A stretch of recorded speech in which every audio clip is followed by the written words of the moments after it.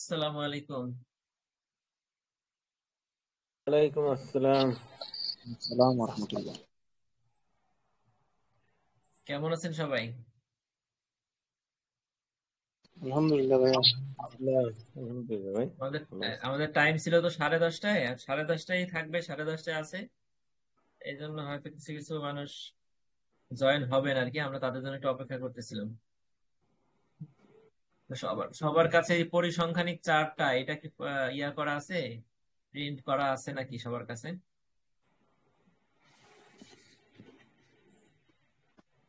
কি মূল বল- বইটা আছে ভাই। মানে আমরা যারা পরীক্ষার্থী তাদেরকে যদি আমরা অঙ্ক করি, কিছু কিছু অঙ্কের ক্ষেত্রে এই পরিসংখ্যানিক চার্ট লাগে এবং এটা পরীক্ষার হলে নিয়ে যেতে হয়। স্ক্রিনে দেখতে পাচ্ছেন এই যে আমি এখানে এই সম্পর্কে লিখছি, পরীক্ষার হলে যে সকল পরিসংখ্যানিক চার্ট নিয়ে যেতে হবে, এটা বইয়ের পিছনে আছে।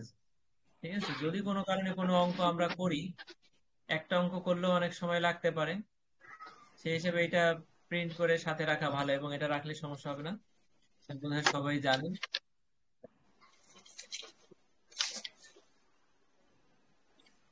আসসালামু আলাইকুম, সবাই কেমন আছেন? ওয়ালাইকুম আসসালাম।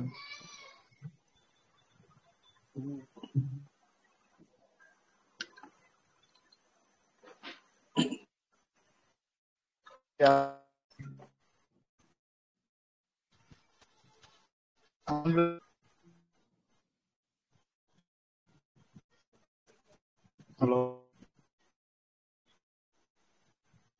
বল।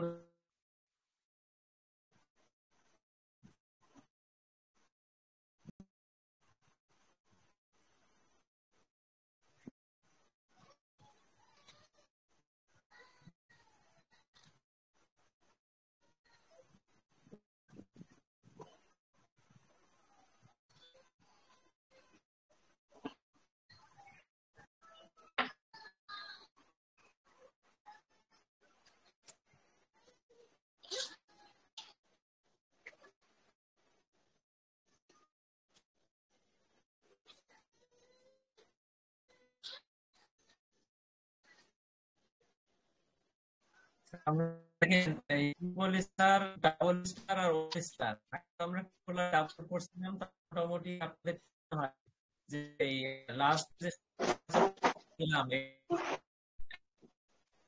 এই প্রশ্ন ডাবল কন্ট্রিবিউশন 40% হচ্ছে কিনা, আপনাদের মতামত কি?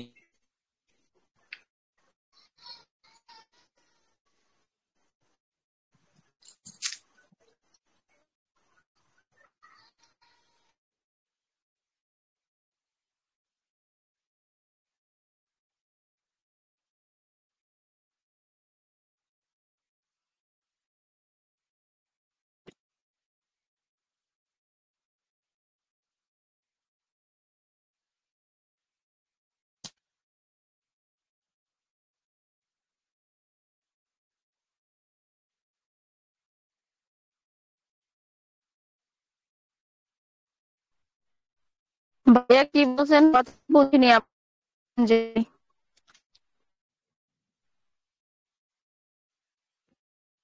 বলতেছি যে আমরা double star ছিলাম, তাতে কি আমাদের সাংগঠনিক আমাদের কমন পড়লো?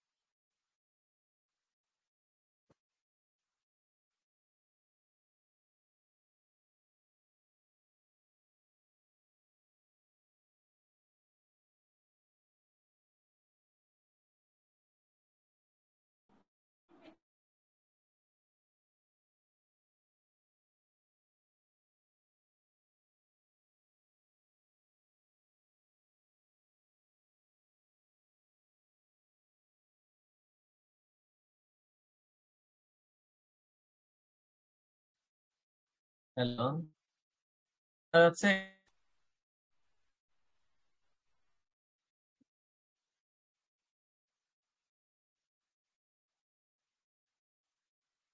হ্যালো, শুনতে পাচ্ছেন সবাই? হ্যাঁ ভাইয়া, তাও কথাটা কেটে কেটে আসতেছে।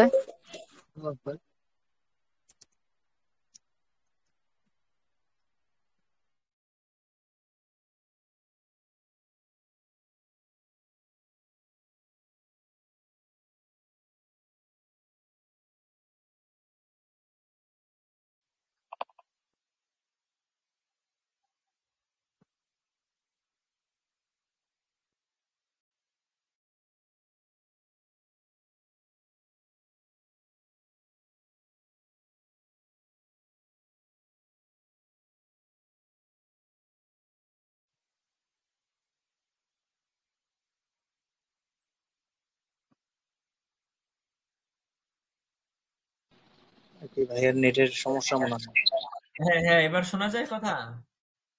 হ্যাঁ ভাইয়া। হ্যাঁ ভাইয়া, আচ্ছা, বুঝতে পারছি।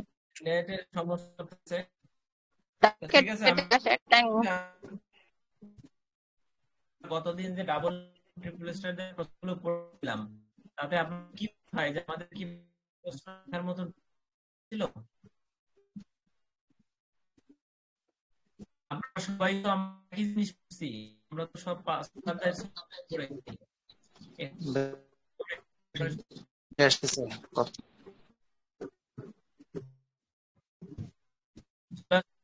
সাড়ে দ্বারা পরীক্ষা দিছিলেন, যারা যারা দিছিলেন, আমরা সেই অনুযায়ী আজকে প্রিপারেশন দিব। মানে জি। ব্যবসায় সেই সেই প্রশ্নগুলো সেইভাবে পড়বো আর কি।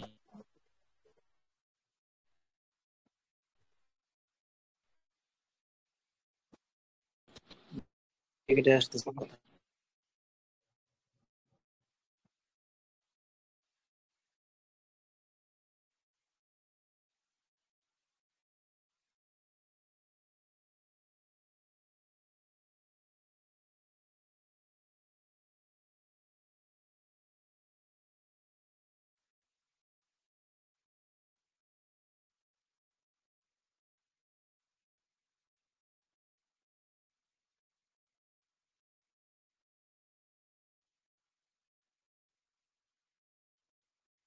ভাই শোনা যায় এবার?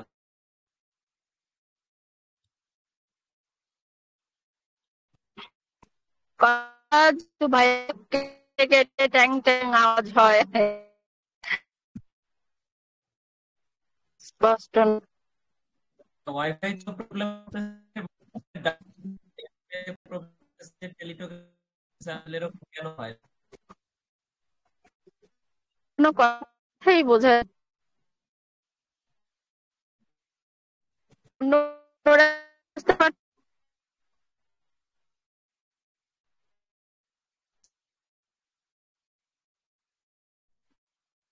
বাইরে কেউ পারছে না কথা। একটু প্লিজ।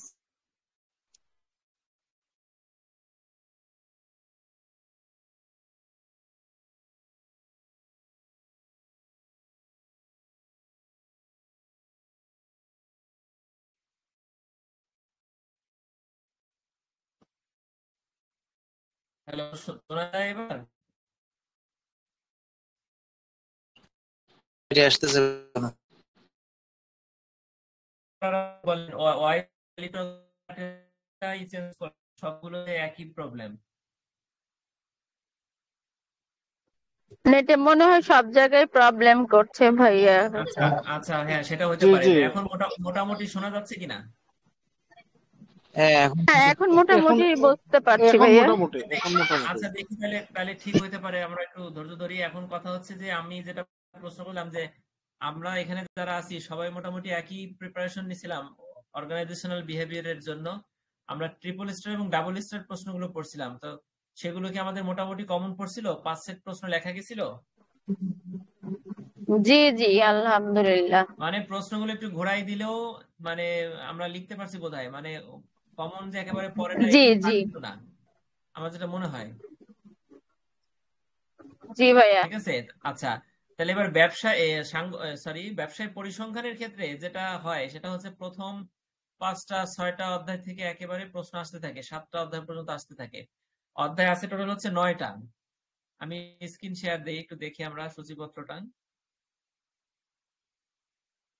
টোটাল অধ্যায় আছে 9টা। তাহলে এখানে 1 নম্বর অধ্যায় 2, 3, 4, 5, 6 থেকে 6 পর্যন্ত প্রশ্ন আসতে থাকে, ঠিক আছে। এরপরে বোধহয় 7, 8, 9 এই তিনটার ভিতর থেকে 2 সেট হয়, ঠিক আছে। দেখা যাচ্ছে বেদাঙ্ক থেকে একটা আসলো, কল্পনা থেকে 2টা আসলো, এই 2টা মিলে একটা হয়, আর দেখা যাচ্ছে অপরামাত্রিক থেকে একটা আসলো, এইভাবে।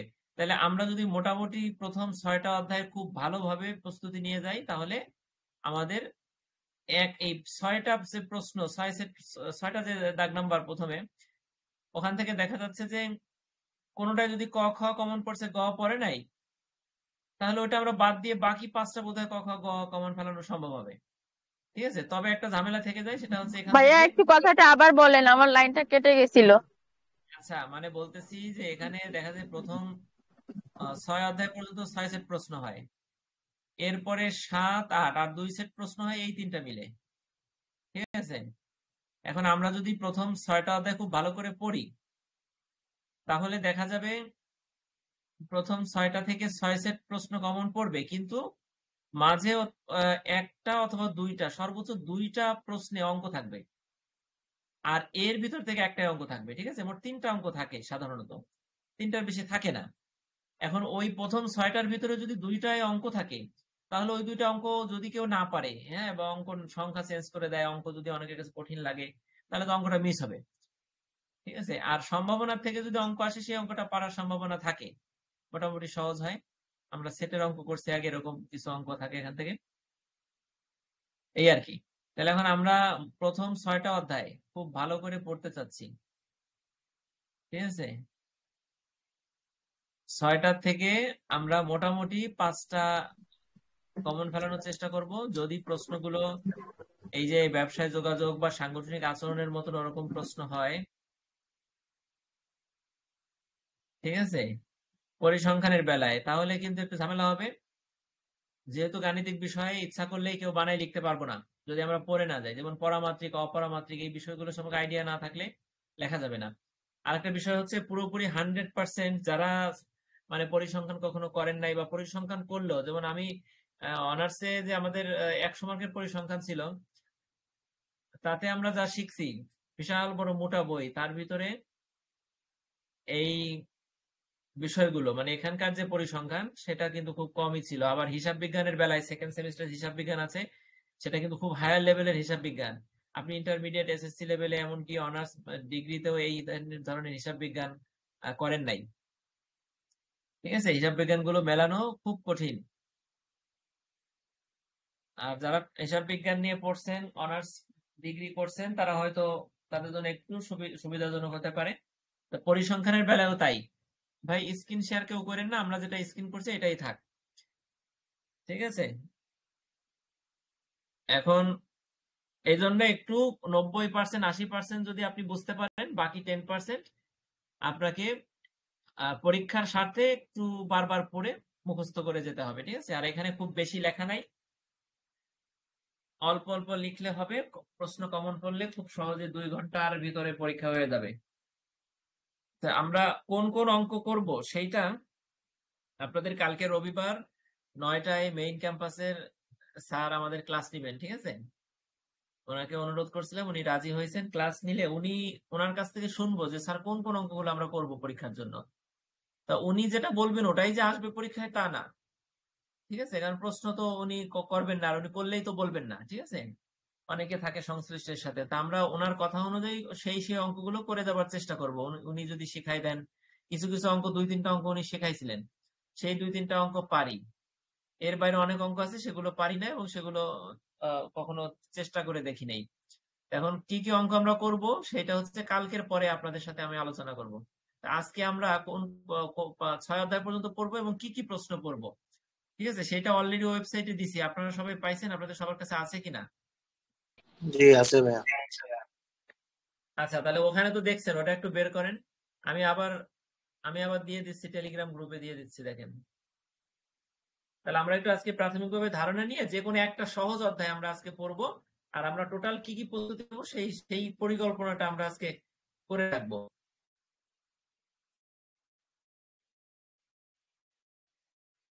এই এই দিচ্ছি।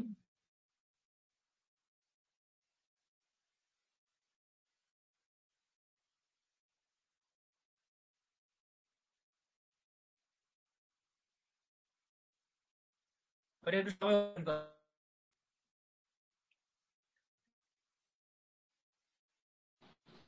করো।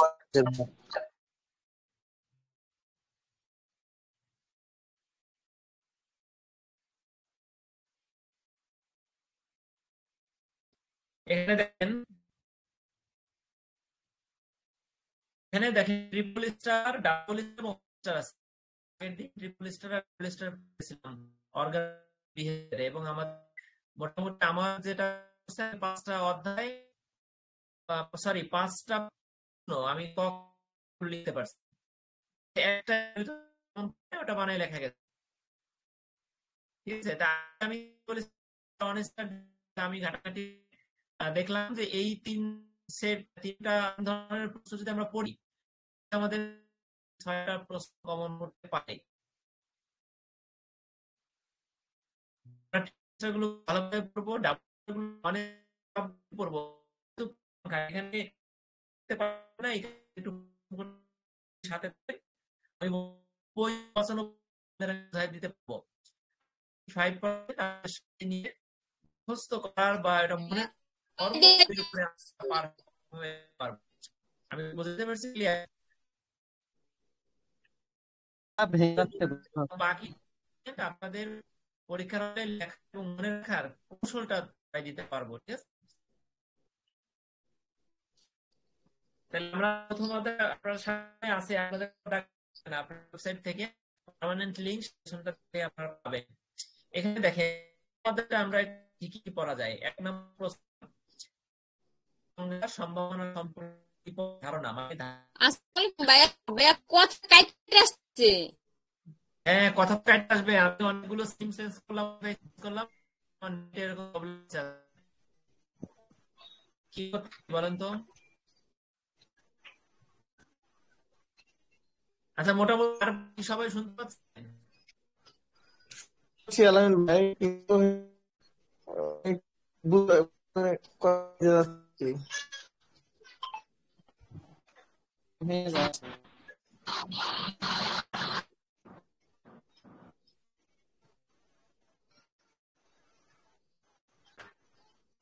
আলামিন ভাই,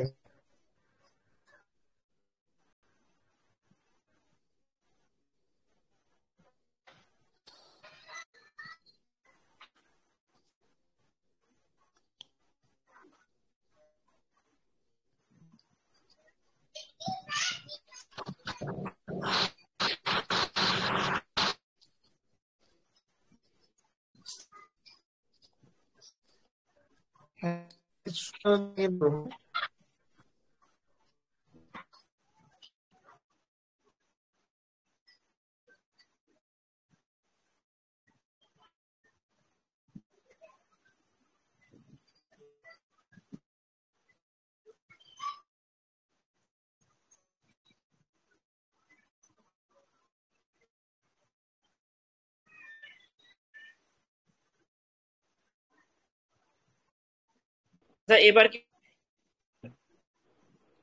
হ্যালো আলামিন ভাই, শোনা যাচ্ছে না? আমার আমার হ্যাঁ আমার সব তো নেটে এরকম প্রবলেম করতেছে, ঠিক আছে। আমি খুবই দুঃখিত যে আমরা মনোযোগ দিয়ে পড়াশোনা করতে চাচ্ছিলাম কিন্তু বিঘ্ন ঘটতেছে। যাই হোক, যদি মোটামুটি শোনা যায় তাহলে একটু আমার কথাটা একটু সবাই খেয়াল করেন। আমরা প্রথম 6টা অধ্যায় পড়বো, ঠিক আছে। ওকে। তাহলে প্রথম অধ্যায়ে আমরা দেখেন দেখেন সাজেশনে triple star, double star, 2 star আছে, ঠিক আছে। এখানে তাহলে টোটাল 7টা প্রশ্ন প্রথম অধ্যায়ে। 7টার আমরা 3, 4, 5টা প্রশ্ন পড়বো, 2টা হয়তো বাদ দিব। তবে কেউ যদি চান ওই 2টাও পড়তে পারেন, ওই 2টা পড়লেও প্রথম অধ্যায় থেকে কোনো প্রকার প্রশ্ন মিস না হবার মানে চান্স থাকে, মিস হবে না যদি আমরা 7টাই পড়ি সাজেশনে। বুঝতে আলামিন ভাই, পারছেন? কোন 5টা জি পড়বো এটা কোন তো? এখানে তো ওয়েবসাইটে সাজেশন দেওয়া আছে, ওখানে একটু ক্লিক করে দেখেন তাহলে ভালো হয়। সবাই দেখেন, ওই টেলিগ্রাম গ্রুপে লিংক দিয়ে দিচ্ছি, ওখান থেকে সবাই একটু ঢুকেন। ঠিক আছে? হ্যাঁ ভাইয়া, আমি অলরেডি সবগুলোর স্ক্রিনশট নিয়ে নিছি। প্রথম অধ্যায়ে হচ্ছে ট্রিপল স্টার 1 2 6 আছে। স্ক্রিনশট নিতে হবে না।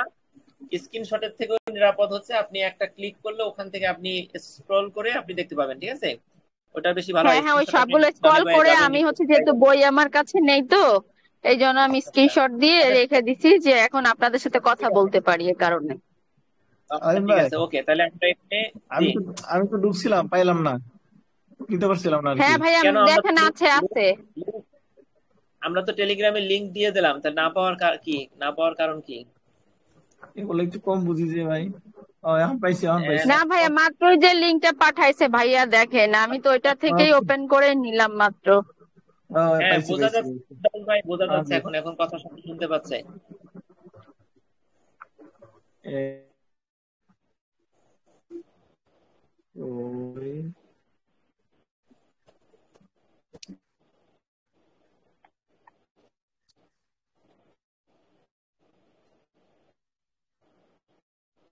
ঠিক আছে? তাই হুম, পর্যায়ে আমরা কটা প্রশ্ন করবো? যদি চাই দুটো বাদ, দুটো পড়বো। বাদ দেওয়া দেখান যে ঘটনার সম্ভাবনা শূন্য থেকে এটা একেবারে ইজি প্রশ্ন, কেন বাদ দেব? একেবারে প্রত্যাশা ধর্ম, আরো সহজ প্রশ্ন, কাজে আমরা প্রথম একটা বাদ দেবো না। ক্লিয়ার? আমাদের সঙ্গে আমাদের সিদ্ধান্ত নিই যে আমরা 1 থেকে 7 পর্যন্ত আমার সাজেশন সব আমরা করবো। ঠিক আছে? আরো আরো পূর্ণ বিন্যাস সমাবেশ সহজ, কিন্তু আমরা অঙ্কের দিকে তাকাই, আমরা অঙ্ক দুইটা নাম্বার অঙ্ক আমরা করার চেষ্টা করবো, পাশাপাশি 1 নম্বর এই 1 এবং 2 অঙ্ক করে এই অধ্যায় থেকে আসলে আমাদের হবে না। মানে প্রথম অধ্যায়ে আপনি যদি 7 দুইটা অঙ্ক করেন, না ট্রিপল স্টার ডাবল স্টার এগুলো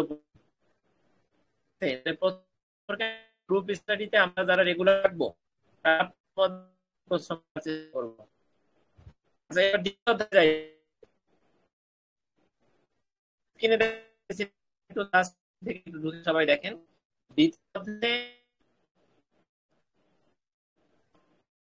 আছে 8টা প্রশ্ন। 8 থেকে আমরা 3টা প্রশ্ন বাদ দেবো। 3টা 5টা, এই 5টা গোল এবং অর্চা, 5টা খুব ইম্পর্টেন্ট। যদি রিস্ক নিতে না চাই তাহলে এইটা পড়ি, কিছু না, চলো কাজটা দিবেন। বিচ্ছিন্ন এবং অবিচ্ছিন্ন দৈব চলো ইজি একটা জিনিস। গড় প্রমাণ। ঠিক আছে? আছে না?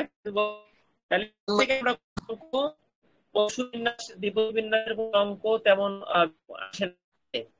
তাদের প্রশ্ন এবারে না হলে বোধ হয় এই থেকে অঙ্ক না সম্ভাবনা আছে। আলামিন ভাই, জাস্ট ক্লিয়ার হচ্ছে না। ক্লিয়ার হচ্ছে না।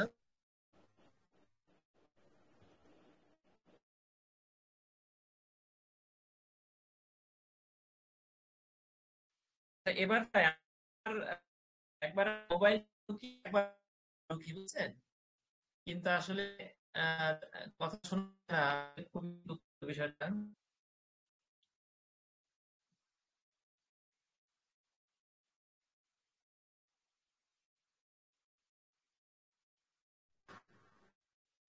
আলামিন ভাই, একটু আগে কি বলছেন?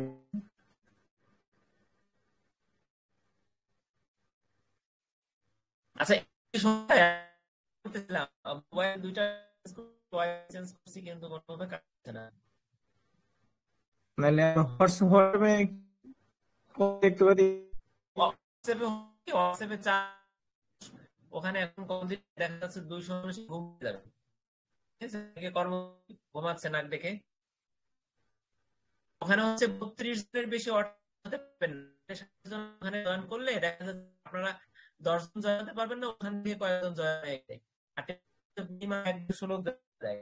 আর মোটামুটি দেখেন, 500 যদি না যায়, আলামিন আলামিন ভাই, আমরা কি হোয়াটসঅ্যাপ গ্রুপে অ্যাটেন্ড করতে পারি? মনে হয় আমাদের তো ওই যে বেশি নাই, আমরা তো হ্যাঁ, এই মুহূর্তে বেশি নাই যতজন। আচ্ছা আমি আমি এখন কি একটা জাস্ট যদি জুম লিংক করি তাহলে ঢুকতে পারবেন না সবাই? হ্যাঁ ভাই, হোয়াটসঅ্যাপে হচ্ছে 32 জনের বেশি জয়েন হওয়া যায় না হোয়াটসঅ্যাপে এখন।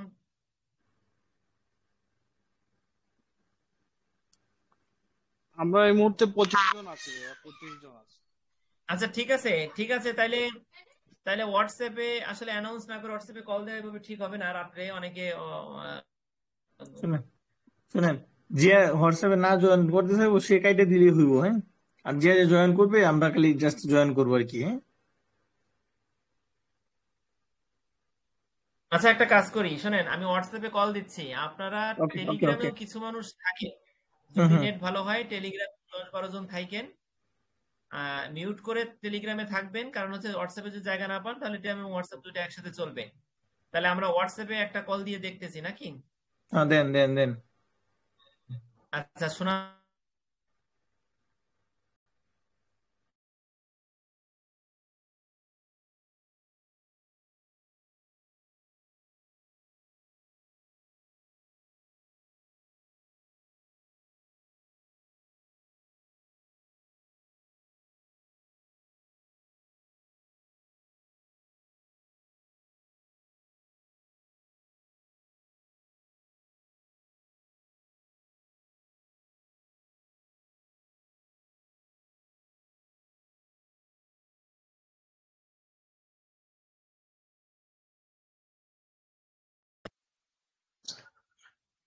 টেলিগ্রামে যারা আছেন তারা টেলিগ্রামেও থাকেন, হোয়াটসঅ্যাপে রুম ফুল হয়ে গেলে কিন্তু জয়েন হতে পারবেন না। ঠিক আছে, তাহলে পরিসংখ্যানের সাজেশনটা কি সবার কাছে আছে? যদি না থাকে তাহলে আমাদের হোয়াটসঅ্যাপ গ্রুপ এবং টেলিগ্রাম গ্রুপ থেকে লিঙ্কটা একটু ক্লিক করে ঢোকেন, আমি একটু সাজেশন সম্পর্কিত আলোচনাটা করি। আমরা দেখেন প্রথম অধ্যায়ে 1, 2 এবং ট্রিপল স্টার দেওয়া আছে 5টা প্রশ্ন। ঠিক আছে, এই 5টা প্রশ্ন যদি আমরা পড়ি তাহলে মোটামুটি 3টা প্রশ্ন মানে এক সেট প্রশ্ন কমন পড়ার সম্ভাবনা থাকবে। তবে কেউ যদি আমরা রিস্ক নিতে না চাই তাহলে প্রথম অধ্যায় থেকে সবগুলো প্রশ্ন পড়া ভালো, তাহলে চোখ বুঝে আপনার 3টা প্রশ্ন কমন পড়ে যাবে। এবং এই অধ্যায়ের প্রশ্নগুলো খুব একটা কঠিন না, খুব সহজ, একবার বুঝলে একবার করলে আপনি পারবেন। আর অঙ্ক এখান থেকে 2টা অঙ্ক আমরা করতে পারি, 2টা অঙ্ক করলে অঙ্ক যদি আসে একটা অঙ্ক ওখান থেকে কমন পড়বে ইনশাআল্লাহ। ঠিক আছে, আর দ্বিতীয় অধ্যায় থেকে সাধারণত অঙ্ক থাকে না, অঙ্ক আসে কিন্তু অঙ্ক থাকে না। ঠিক আছে, আপনি দ্বিতীয় অধ্যায়ে যদি অঙ্ক বাদ দিয়ে থিওরি গুলো পড়েন তাহলে ক খ গ লিখতে পারবেন। তাহলে আমরা আমাদের গ্রুপ স্টাডিতে টেলিগ্রামে ওএসজি তে যারা আমরা প্রায় সর্বোচ্চ 15-20 জনের মতন আমরা রেগুলার পড়াশোনা করি, যারা থাকবেন তারা আমরা ঠিক এইভাবে একই সাথে একই রকম প্রস্তুতি নিব। গত 4 দিন আমরা যে 4বার যেমন প্রস্তুতি নিছি, আমাদের কমন কোর্সে ভালো পরীক্ষা দিছি, এবারও ইনশাল্লাহ আমরা এইভাবে পড়বো। তা আমরা প্রথম 6টা অধ্যায় পড়তে চাচ্ছি। ঠিক আছে, আচ্ছা আর আমরা কি কি অঙ্ক করব সেটা হচ্ছে কালকে আমাদের একটা ক্লাস আছে, ওই ক্লাসে আমাদের স্যার যদি কোনো কিছু বলেন পরামর্শ দেন তাহলে সেটার আলোকে আমরা অঙ্কগুলো কি কি করব সেটা কালকে আলোচনা করব। ঠিক আছে, তা আজকে দেখেন দ্বিতীয় অধ্যায়ে আমরা সাজেশন থেকে 1, 2 এবং 7 বাদ দিয়ে বাকি 5টা প্রশ্ন আমরা পড়বো। বাকি 5টা প্রশ্ন খুব ইম্পর্টেন্ট, ভেরি ভেরি ইম্পর্টেন্ট। ঠিক আছে, আর যদি চাই যে কেউ আমরা 1, 2, 3ও বাদ দিব না তাহলেও আমরা পারি, কারণ 1, 2, 3 বোধহয় সর্বোচ্চ 1.5 পৃষ্ঠার 3টা প্রশ্নের উত্তর, ছোট্ট ছোট্ট প্রশ্নের উত্তর, মার্কস বেশি এবং খুব সহজ আর কি। এটা আমরা গ্রুপ স্টাডিতে আলোচনা করলে আমাদের এই 3টা প্রশ্ন পড়তে কোনো সমস্যা হবে না। আর এই দ্বিতীয় অধ্যায় থেকে আমরা কোনো অঙ্ক করব না। ঠিক আছে, আরেকটা জিনিস দেখেন, এবার আমরা তৃতীয় অধ্যায়ে যদি যাই, তৃতীয় অধ্যায়ে আমাদের নমুনা, আদমশুমারি, জরিপ, আমরা এগুলো সবাই বুঝি কি, এখানে কোনো অঙ্ক নাই। ঠিক আছে, এই অধ্যায় থেকে খুব সহজে আমরা যারা বানাই লিখতে পছন্দ করি তারা যদি এই অধ্যায়টা একবার একটু পড়ে যাই তাহলে আমরা এই অধ্যায় থেকে এক সেট প্রশ্ন বানাই লিখতে পারবো। তার মানে আপনি ধরে নেন 3 অধ্যায় আপনার অঙ্ক ছাড়া, কোনো প্রকার সূত্র ছাড়া, থিওরি ছাড়া আপনি খুব সহজে বানাই লিখতে পারবেন। ঠিক আছে, যেমন আদমশুমারি কি, নমুনা কি, জরিপ কি, এগুলো। ঠিক আছে, তাহলে 1 2 3 1 2 3 এর ভিতরে আপনার অঙ্ক আসতে পারে প্রথম অধ্যায়, আর প্রথম অধ্যায়ের অঙ্কগুলো খুব সহজ। তার মানে 1 2 3 আপনার জটিল কোনো অঙ্কের মুখোমুখি হতে হচ্ছে না।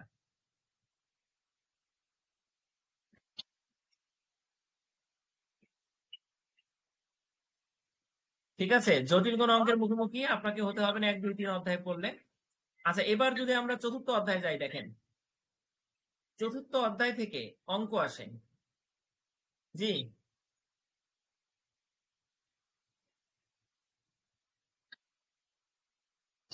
হ্যাঁ, জি জি, সবাই একটু মিউট করেন প্লিজ।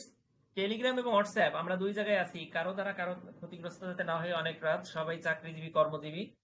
ঠিক আছে, সবাই রেস্ট নিচ্ছি, পাশে হয়তো বাচ্চারা শুয়ে আছে। আমরা একটু সবাই 100% মিউট করি, কোনো প্রশ্ন থাকলে, কথা থাকলে আমরা আনমিউট করে বলবো। আমরা দেখেন তাহলে প্রথম 1 2 3 এই 3টা অধ্যায় থেকে কোনো অঙ্ক আসবে না আশা করি। যদি আসে সেটা আসবে প্রথম অধ্যায় থেকে। কাজে আপনি 1 2 3 অঙ্ক ছাড়া চোখ বুজে প্রস্তুতি নেবেন।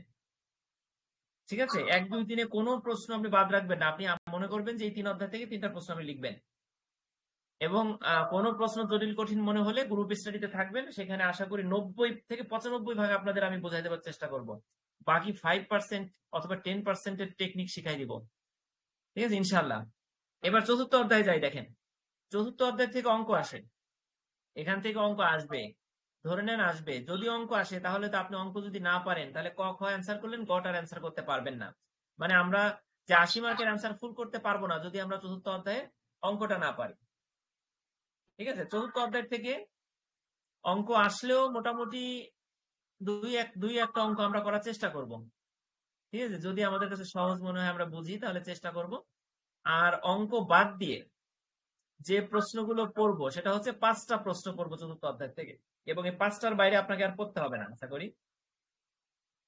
ঠিক আছে, এই 5টা প্রশ্ন হচ্ছে আমাদের সাজেশনের। আপনি সাজেশন যারা নোট নিছেন আমার কাছ থেকে বা সাজেশন বই নিছেন, ওই একই সাজেশন, তবে latest triple star, double star, 1 star হচ্ছে ওয়েবসাইটে দেওয়া আছে।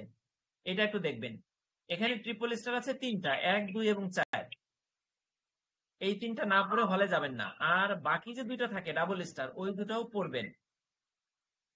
ঠিক আছে, এখান থেকে দেখেন এই 5টা প্রশ্ন পড়ার জন্য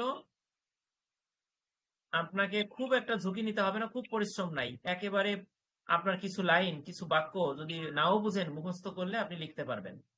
মানে আমরা মূলত যে সবার জন্য প্রস্তুতিটা যাতে সহজ হয় এই জন্য কথা বলতেছি। অনেকে পরিসংখ্যান ধরেন নাই, পরিসংখ্যানে খুব ভয় পাচ্ছেন। ঠিক আছে, সেই ভয়টা যাতে দূর করা যায় সেই জন্য মূলত আজকে আমাদের আলোচনা। এবং আমরা শনিবার থেকে পড়া শুরু করছি, 7 দিন একটানা পড়লে ইনশাল্লাহ আমরা আশা করি যে 80 নাম্বারের অ্যান্সার করে আসতে পারবো, যারা গ্রুপ স্টাডিতে থাকবেন রেগুলার টেলিগ্রামে। তাহলে আপনি চতুর্থ অধ্যায়ে 5টা প্রশ্ন যেটা আছে ওটাই পড়বেন। অঙ্ক যদি পারেন করবেন, না পারলে একটা মিস যেতে পারে, ক খ লিখবেন, গটা মিস যেতে পারে। তাহলে আপনারা যারা নোট করতেছেন, শারমিন আপা যদি শুনে থাকেন, আপনি একটু নোটের পাশে লিখে রাখেন, কারণ আপনার কাছ থেকে শুনবো কিন্তু কালকে থেকে কোন অধ্যায় সম্পর্কে কি বলছি সেটা আপনাকে বলতে হবে। ঠিক আছে, তারপরে জয়া দিয়ে আছেন, আপনিও খেয়াল রাখেন। জুলহাস ভাই যারা আছেন খেয়াল রাখেন বিষয়গুলো। ঠিক আছে, শামীম ভাই, রিদওয়ান ভাই, রাশেদ ভাই, চঞ্চলা দিয়ে অবশ্যই খেয়াল রাখবেন কি পড়তেছি। ঠিক আছে, তাহলে চতুর্থ অধ্যায় গেল। এবার পঞ্চম অধ্যায় আসেন, দেখেন পঞ্চম অধ্যায় থেকেও অঙ্ক আসার সম্ভাবনা খুব বেশি। তাহলে আমরা যে কথাটা বলতেছি যে প্রথম 1 থেকে 6 পর্যন্ত পড়েন, তাহলে 5টা প্রশ্ন ফুল অ্যান্সার করতে পারবেন, সেই কথাটা অঙ্ক করা সাপেক্ষে সত্য। ঠিক আছে, 3টা অঙ্ক যদি 8টা প্রশ্নে 3টা অঙ্ক আসে, তাহলে 6 পর্যন্ত 2টা অঙ্ক, আর 7 8 1টা অঙ্ক, এইভাবে ধরেন। ঠিক আছে, তাহলে 5 অধ্যায় থেকে আপনি 6টা প্রশ্ন আছে সাজেশনে আমরা 5 অধ্যায় থেকে 6টার ভিতরে 2টা বাদ দিয়ে 4টা প্রশ্ন খুব ইম্পর্টেন্ট আমরা পড়বো অবশ্যই, 4টা না পড়ে যাব না। যেমন প্রাক্কলনের সংজ্ঞা, প্রকারভেদ, উত্তম প্রাক্কলনের বৈশিষ্ট্য। ঠিক আছে, আর হচ্ছে নমুনার আকার, বিন্দু প্রাক্কলন বা বিন্দু নিরূপণ এবং ব্যক্তি প্রাক্কলনের মধ্যে পার্থক্য। আপনি যদি এই 4টা প্রশ্ন পড়েন, তাহলে 3 এবং 4 কেন বাদ ভাইয়া, দিলেন বলেন? হ্যাঁ, আলামিন ভাই, জি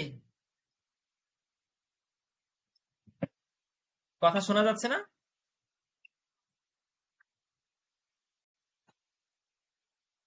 হ্যাঁ হ্যাঁ, যদি শোনা যায় তাহলে তাহলে আমরা কন্টিনিউ করি। শারমিনা কন্টিনিউ করি। দেখেন এখানে পঞ্চম অধ্যায়, দেখেন পঞ্চম অধ্যায় 3 এবং 4 বাদ দিয়ে বাকি 4টা প্রশ্ন যদি আপনি পড়েন তাহলে আমি বলবো যে 3 এবং 4 পড়া হয়ে যাবে, কারণ 3 এবং 4 ওই 4টার ভিতরে আছে। জি শামীম ভাই বলেন, শামীম ভাই বলেন।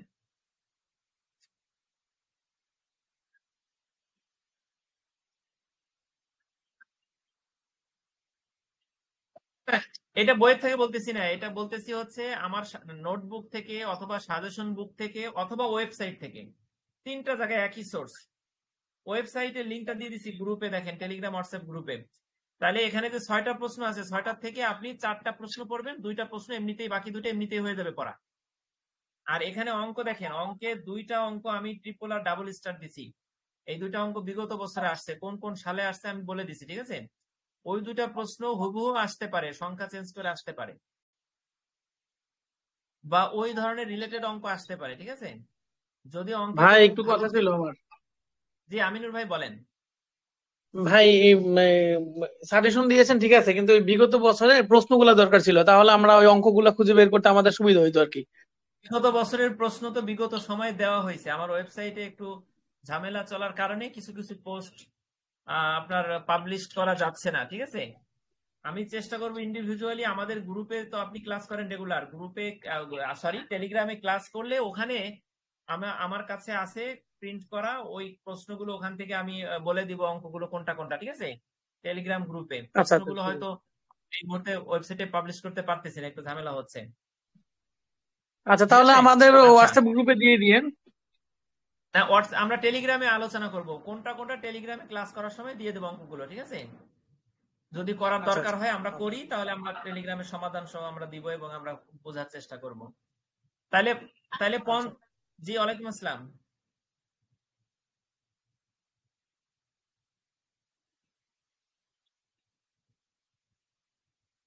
আরো পড়ুন, এই উত্তরগুলো বইতে আছে, এই উত্তরগুলো আমার নোটে নাই, আমার হ্যান্ড নোটে নাই। এই উত্তরগুলো হচ্ছে অতিরিক্ত প্রশ্ন, মানে আপনার নোটের সাজেশনের স্বয়ংসম্পূর্ণতার স্বার্থে করা হয়েছে। এইগুলো একটা জিনিস বুঝেন, এইগুলো যে কোনো বছর কিছু কিছু প্রশ্ন আপনি বুঝেন, যেমন ধরেন ব্যবসায় যোগাযোগ, এখানে কিন্তু কিছু কিছু প্রশ্ন নতুন আসছে যা কখনো আসে নাই। প্রত্যেক বছর প্রশ্ন করার সময় 5%, হ্যাঁ 5% প্রশ্ন থাকে যেগুলো কখনো কোনো বছরে আসে নাই, সেগুলো নতুন হয়। আপনি আরো পড়ুন প্রশ্নগুলো, আমাদের নতুন হিসেবে আসতে পারে, একটা আসতে পারে নতুন হিসাবে। এখন এখন আপনি এখন হ্যাঁ হ্যাঁ হ্যাঁ হ্যাঁ হ্যাঁ, আমি সবই সবই মোটামুটি ঘুরাই ফিরাই বইতে আছে। তবে আমি আপনাকে বলবো আরো পড়ুন, এইগুলো আপনার পড়তে হবে না, কারণ হচ্ছে এগুলো পরীক্ষা এইভাবে প্রস্তুতি নিলে আপনি পারবেন না, আমরা কেউই পারবো না, ঠিক আছে? আমরা উপরের গুলোই পড়বো, ইনশাল্লাহ উপরের গুলো পড়লেই হবে, ঠিক আছে? মোটামুটি কেউ ফেল করে আসবেন না উপরের গুলো পড়লে, মানে আমি নিজে যাচ্ছি, আমরা অনেকেই যাচ্ছি এভাবে পড়ে, কাজেই আশা করা যায় যে কোনো এরকম বিপদ হবে না, ঠিক আছে? কোনো পরীক্ষায় এরকম হয় নাই, মোটামুটি আমরা লিখে আসতে পারছি। তাহলে এখানে পঞ্চম অধ্যায় আমাদের গেল। আপনারা লিখে রাখেন শারবিন আপা স্পেশালি কোন কোন অধ্যায় অঙ্ক আছে নাই। এবার 6 অধ্যায় দেখেন, 6 অধ্যায়ের প্রশ্নগুলো কাই বর্গ, টি বিন্যাস, জেড যাচাই, এই 3টা জিনিস, এফ যাচাই, ঠিক আছে? এখানে এই প্রশ্নগুলো অনেকে বুঝতে পারেন না, খুব জটিল মনে হয় অনেকের কাছে। এক্ষেত্রে পরামর্শ থাকবে এই প্রশ্নগুলো বিভিন্ন মানে বৈশিষ্ট্য 4-5টা 6টা লাইন লিখলে হয়ে যায়, ছোট্ট একটা সংজ্ঞা, কিছু সূত্র, টি বিন্যাসের সূত্র, কাই বর্গ কিভাবে প্রকাশ করবেন সেটা সূত্র, জেড এবং টি বিন্যাসের পার্থক্য। এখানে দেখেন 7টা ছোট ছোট প্রশ্ন আছে, এই 7টা প্রশ্ন 7টাই ইম্পর্টেন্ট, ডাবল, ট্রিপল এবং 1, ঠিক আছে? এই 7টা ভেঙে ভেঙে লেখা হয়েছে এখানে, মোটামুটি 7টাকে 5টা বানানো যায়। হ্যাঁ হ্যাঁ 6টা একটা ওয়েবসাইটে একটা বেশি ঢুকছে, পরামিতি পরীক্ষা কি, এটা সমস্যা নাই, গ্রুপ স্টাডিতে আমি দিয়ে দেবো। তাহলে আমরা যদি এই 6টা বা 7টা যেটাই বলেন না কেন এটা পড়ি, এখান থেকে এক সেট প্রশ্ন আসবে, তবে এখানে অঙ্ক আসে। তাহলে একটা দেখেন, আমি যে কথাটা বললাম যে আমরা প্রথম 6টা প্রস্তুতি নিব, 6টার ভিতরে 6 নম্বরের অঙ্ক আসে, 5 নম্বরে অঙ্ক আসে, 4 নম্বরে অঙ্ক আসে, 1 নম্বরে অঙ্ক আসে। তাইলে আপনি বলবেন যে ভাই 6 এর ভিতরে তো দেখলাম 4টাতেই অঙ্ক আসে, তাহলে কি 4টাতেই অঙ্ক আসবে? না, অঙ্ক আসবে না, আপনি নিশ্চিত থাকতে পারেন। এই 6টার ভিতরে সর্বোচ্চ 2টা প্রশ্নে অঙ্ক আসবে। 6টার ভিতরে তো 5টা প্রশ্ন আপনি লিখবেন, 5টার ভিতরে হয়তো 1টা বা 2টা অঙ্ক থাকবে, 4টাই অঙ্ক থাকবে না। প্রত্যেক বছর 4টাই অঙ্ক আসবে না, অঙ্ক আসে কিন্তু আসবে না। সর্বোচ্চ 3 সেট প্রশ্নে অঙ্ক থাকবে।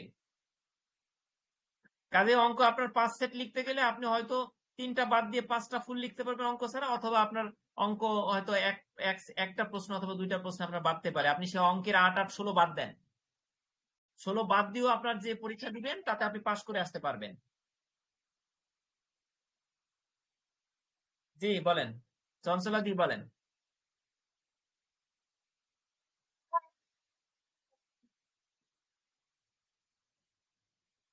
হ্যাঁ হ্যাঁ হ্যাঁ,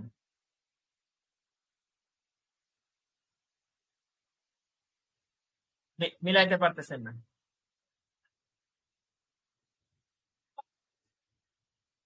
হ্যাঁ, না না না না না না না না না, এরকম কোনো বাধ্যতামূলক নিয়ম নাই। আপনাকে 5 সেট প্রশ্ন উত্তর দিতে হবে।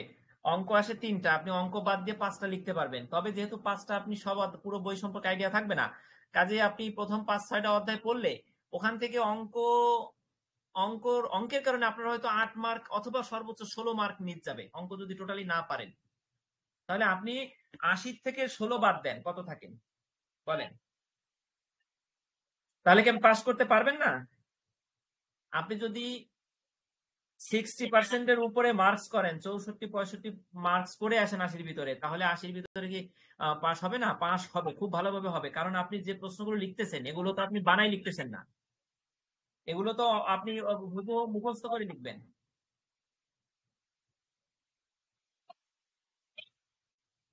এখানে এই বিষয়টা আপনি 80-কে 3 দিয়ে ভাগ দেন, কত আসে? 26 আসে, 26। তাহলে 26, 27, 28 এইভাবে। হ্যাঁ, আপনি 30-33 ধরে রাখেন, 33 ধরে রাখেন, 33-35 এভাবে ধরে রাখেন, তাতেই পাস। ঠিক আছে,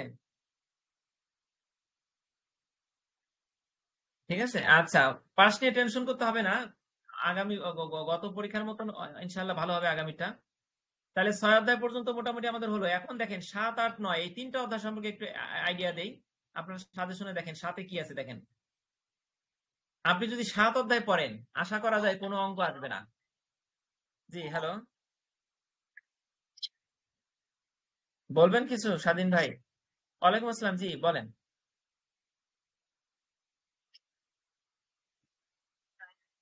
আচ্ছা আচ্ছা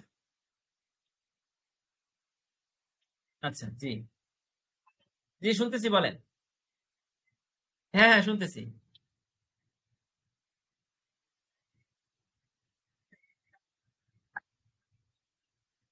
এটা হচ্ছে এখন এখন এই মুহূর্তে ওয়েবসাইটে আছে, আমরা গ্রুপে লিংক দিয়ে দিচ্ছি। আপনি যে গ্রুপে আছেন এই গ্রুপে তো লিংক দেওয়া হয়েছে, সকালের দিকে বিকালের দিকে দেওয়া হয়েছে। এই banglaarticles.com, banglaarticles.com এ ঢুকলেই পাবেন। ঠিক আছে, আর 1 সপ্তাহ ব্যাপী না, এটা টোটাল এই পর্যন্ত আমরা 8ম ব্যাচের শিক্ষার্থীরা মিলে টোটাল 87-88তম অনলাইন ক্লাস করছি আমরা গতকাল পর্যন্ত। আজকেরটা মিলে আপনার বোধহয় 89তম ক্লাস চলতেছে আমাদের।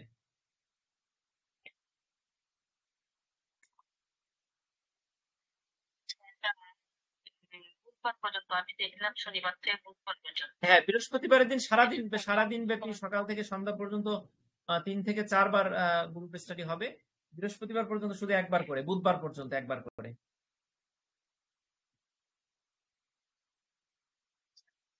ঠিক আছে,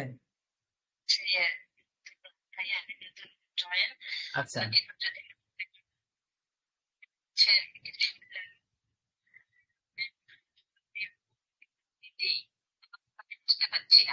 বুঝতে পারছি। ঠিক আছে, আমি তাহলে ওয়েবসাইটে হোয়াটসঅ্যাপে এখনই আমি লিঙ্কটা দিচ্ছি। আপনারা যারা সাজেশনটা পান নাই banglaarticles.com এ ঢুকলেই পেতেন, যারা পান নাই তাদের জন্য আমি জাস্ট লিঙ্কটা আমি দিয়ে দিচ্ছি। এই যে সবুজ গ্রুপে আমি এই যে দিয়ে দিলাম, দেখেন আপনারা ক্লিক করে ওখানে সাজেশনটা পাবেন।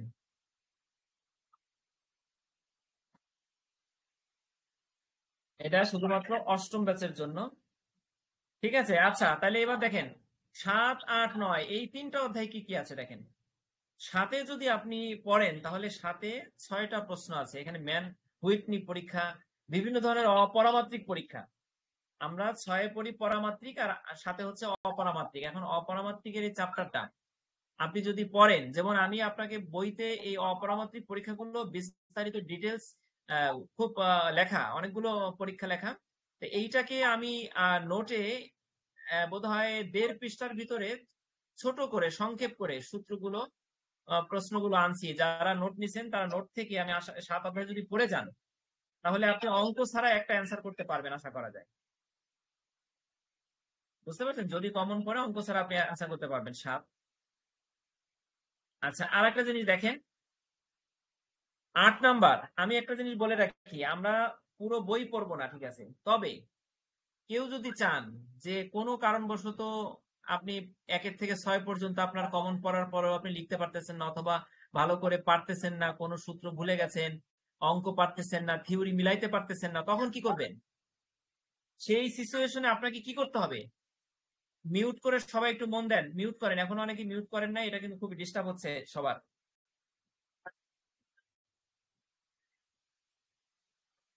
হ্যাঁ হ্যাঁ হ্যাঁ, প্লিজ প্লিজ মিউট করেন, সবাই একটু মিউট করেন। যারা মিউট করেন না তাদেরকে অনুরোধ করতেছি। আমরা কিন্তু হোয়াটসঅ্যাপে এই কারণে ক্লাস করি না, টেলিগ্রামে এই কারণে করি। এই মিউট করেন না অনেকে, এই জন্য আমরা হোয়াটসঅ্যাপ ছেড়ে টেলিগ্রামে ক্লাস করতে যাই।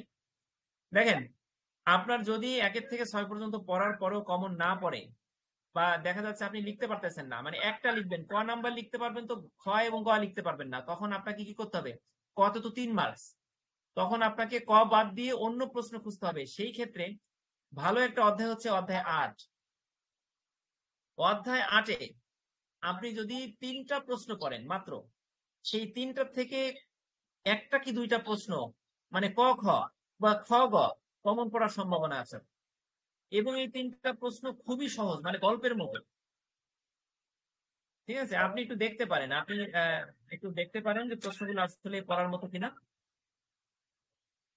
আচ্ছা, আমরা খুব শীঘ্রই হোয়াটসঅ্যাপের কল কেটে দিব, মিউট না করার কারণে আমরা খুব শীঘ্রই হোয়াটসঅ্যাপ থেকে চলে যাব। আপনারা টেলিগ্রামে জয়েন হবেন। যারা আমাদের সাথে আজকে আরো কিছু সময় পড়া কন্টিনিউ করতে চান তারা টেলিগ্রামে জয়েন হবেন। আমরা হোয়াটসঅ্যাপ কলটা কেটে দিব 2 মিনিটের ভিতরে।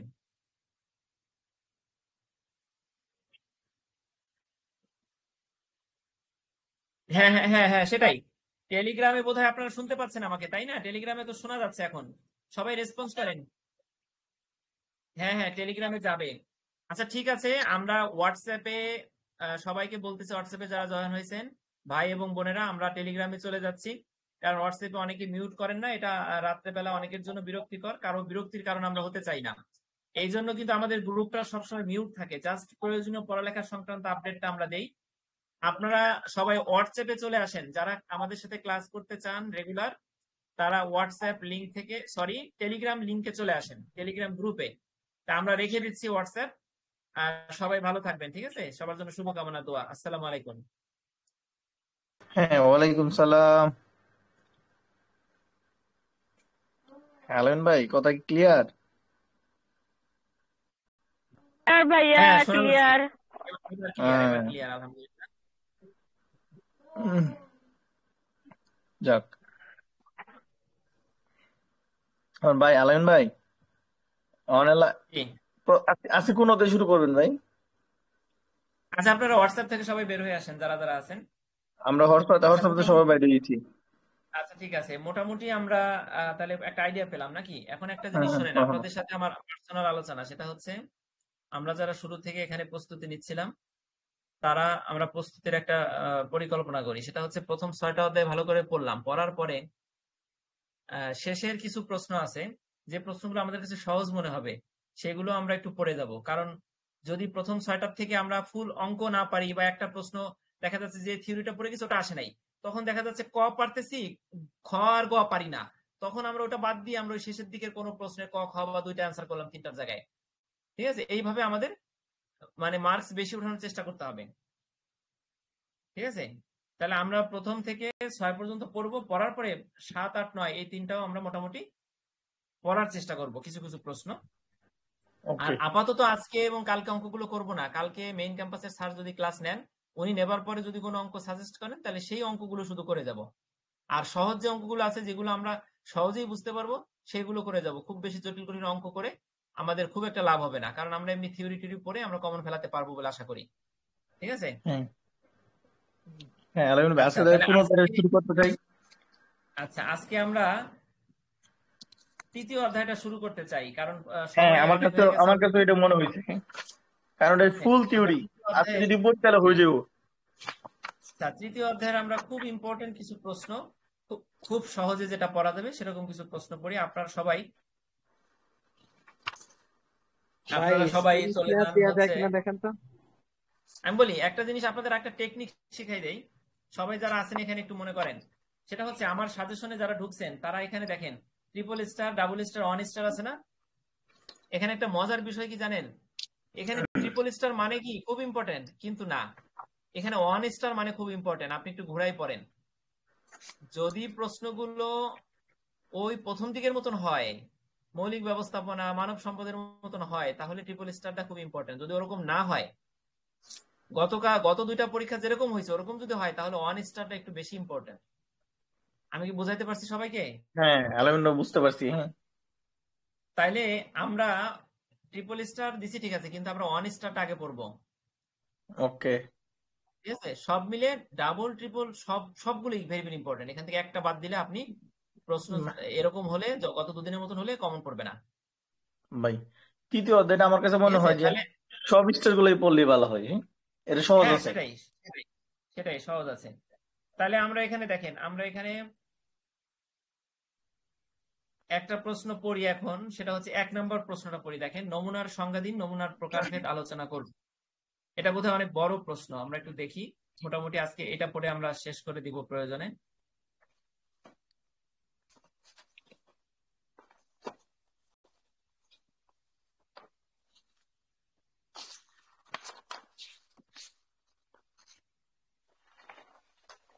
দেখেন এখানে নোটে আপনারা দেখতে পাচ্ছেন, স্ক্রিন শেয়ার দিচ্ছি, দেখা যাচ্ছে? না ভাই, স্ক্রিনশট শেয়ার দেখা যায় নাই। আচ্ছা, ওকে, এবার যাচ্ছে। ওপেন হচ্ছে। হ্যাঁ দেখেন এখানে নমুনার সংজ্ঞা দিন, নমুনার প্রকারভেদ আলোচনা করুন। আপনাকে আমাকে সংজ্ঞাটাও পড়তে হবে, প্রকারভেদও পড়তে হবে। এখন প্রকারভেদ আসলে আপনি কোনোভাবেই, আগে মনোযোগ দেন, সবগুলো প্রকারভেদই লিখবেন, কিন্তু এখানে দেখেন একটা প্রকারভেদ কত বড়, সরলদৈর্ঘ্য নমুনায়ন কত বড়, দেখছেন?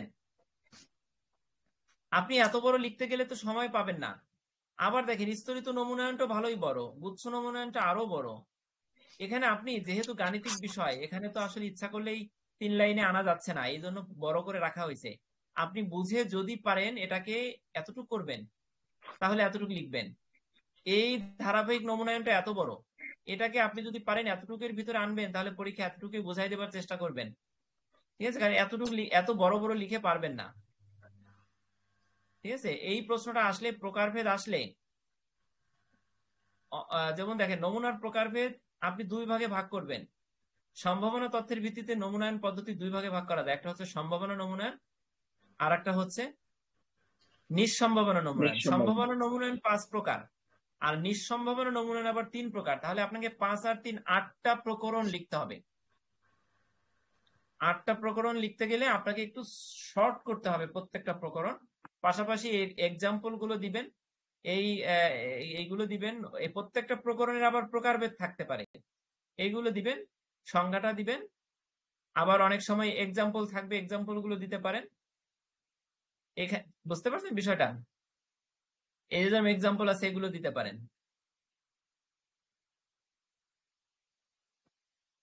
তাহলে আমরা এই প্রশ্নটা একটু মন দিয়ে পড়ি। দেখেন প্রথমে নমুনার সংজ্ঞা।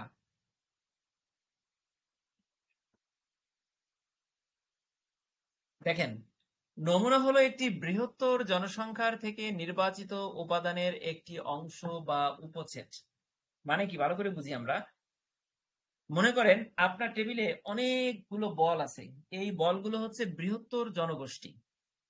এখান থেকে নির্বাচিত উপাদানের একটি অংশ, মানে এই টেবিলের সমস্ত বল থেকে যদি আপনি বাছাই করে কিছু বলকে একটা ঝুড়িতে নেন, সেটি হচ্ছে নির্বাচিত অংশ বা উপসেট। কার উপসেট?